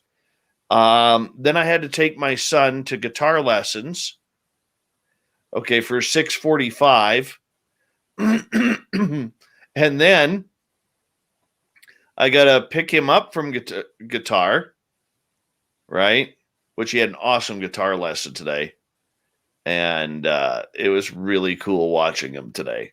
And then, I come home and I got to go straight, his guitar lesson is supposed to end at 7 or 7:25, 7:30, but his teacher's really cool. So class usually, and it's one-on-one instruction. So Oh, it nice. usually doesn't end until like 7:40 or so. Oh, wow. That's cool. Yeah. And then I got to race Yeah, home. that sucks. You don't want to pull them away from that. That's free. That's time and money that absolutely. guy's giving them, right? But at the same time, you're like, I got to eat, you know? Absolutely, because I got to set up the show. Right? Excuse me. And so, I mean, here I am still going. So tomorrow morning, I get to sleep in a little bit more. I'll get up probably around 7:25, 7:30, and then have some breakfast, and I'll take my son to the bus stop, and then I'll come back home, get ready for work, and be at work until 5 o'clock. Then I got to drive. Excuse me. Then I got to drive down to the hockey rink because tomorrow's the first day of hockey for my son. So I'll be at the rink he's on the ice from 5:30 to 6:30. And You're the only parent that encourages their kid not to do any sports whatsoever. so I'll be at the rink from 5:30 to 6:30. By the time we get home, it'll be, he gets off the rink and we get his gear off and, and all that kind of stuff. We're looking at probably 6:55, 7 o'clock. Now I got to eat dinner because I haven't eaten dinner yet. And at 7:30, I'll be in the studio prepping for the show. And you wonder why you're not having any experiences these days. Yeah. They're all sitting on hold. They're like, oh, no, we tried to reach Dave, but Dave's busy. Oh, Dave's yeah. not here. The aliens call and they completely it goes straight to voicemail. But Right. but Dave, this is what I was talking about earlier. This is the horrible thing that we do to ourselves, where we set up lives like that, and we think, oh, but this weekend I'll relax, or this weekend I can go out with my buddies and get drunk, or this weekend I can go do this. And the problem is that this is your life, right? Like waking up, brushing your teeth, getting your kid ready. This is actually your life. So you got to enjoy it. Right? I mean, you got to figure out some way to actually love as much of it as you can't love all of it, but you got to learn how to love as much of it as you can, because you can't suffer to success, right? It doesn't work. You end up suffering all the time. What though? The good part about it is this is still fun. Yeah. Okay, coming into the studio every single day, dude, this is fun. There are days I struggle. Sure. Okay, but the minute that we go live, I'm pumped up for it, dude. Well, and you could hear it in your voice, like your kids' guitar lessons. Like there's enjoyment in that, right? The aspects of the hockey thing, there's enjoying in that. You know, I'm sure your job, you know, drills on at times, but you got a really cool boss, right? So there's things about you know, you find your bliss, Mm-hmm. you know, but you gotta find your bliss, right? Because I want to get to Nicholas' comment here. Yeah, we only got about 7 minutes here. Nicholas says, I really don't understand the backstabbing and the lying in this field. It's bad enough that the government lies to us. We have to worry about ufologists lying. We should be working together. The reason why I wanted to mention that is because Nicola is 100% right. The problem is there's a lot of people out there who are trying to figure out a way how to make a living out of this, and they will do anything possible in order to get their name, their brand out there. And, you know, whether it's writing a book, whether it's podcasting, whether it's YouTube channels, whether it's, you know, faking your resume and lying about your credentials. This is why, guys, you will not see certain people on this show, right? If they're lying about their resume, they will never be on this show. Well, and you know, part of what sets people up for this is when people have spikes of success. Like they'll have one thing happen and they'll get a huge reaction to that, Mm-hmm. and then they want that to continue. You know, there's been a couple people who, like, their second or third interview, they've landed these amazing interviews and they've gotten, like, you know, these incredible numbers. And every time it's happened, I've been like, oh boy, I'm really sorry that happened, because now what's gonna happen, right? Because you can't keep that Absolutely. up, right? You know, and so it forces people to do things they wouldn't normally do because they want to maintain it. You know, Mm-hmm. it's hard. I mean, ultimately, you know, part of what we have to do is at some level, you know, if we really want this community to come together, we have to at some level find a way to accept everyone and just accept that everyone's got a reason for doing what they're doing. I'm going to fire one over the bow here. Stu Gerson, some people do it to themselves. That's all I'm going to say about what you typed. Some people do it to themselves. And that is one who has done it to himself. There's not a lot of respect in the UFO community for this person at all. And you know what, like that, you know, that's an interesting example of just a level of negativity, or a level of unhappiness that was apparent, that then colored the content. You know, some people are just, you know, they're mad or they're whatever, and you know, this is people want to hear from people who are enjoying themselves, right? I mean, it's like, you know, grumpy people don't long term they don't do well. You know, it's just not fun. You know, dude, I hear you. I hear you. I hear it every day. I hear it every day. And if you're grumpy, you're not enjoying it, so stop. Right? I mean, it's like, obviously, if you're grumpy, you're not liking it. So, you know, go do something fun, right? You know, why put yourself through it if you don't like it? Hey, can you imagine doing what you do, Dave, if you hated it? Oh my God, dude, I hear you. Oh, you'd be the grumpiest some bitch. Right? Why not? Oh man. All right, Maddie. Well, hey, man. Hey, this has actually been a really good conversation. I've enjoyed this. Yeah, I'm happy with it too. We're gonna start wrapping things up. I want to say a big thank you to Third Phase of Moon, Chad Smith, Guillermo, Aussie Steve, Super YJ, Andrew, and Apollo for the amazing super chats tonight.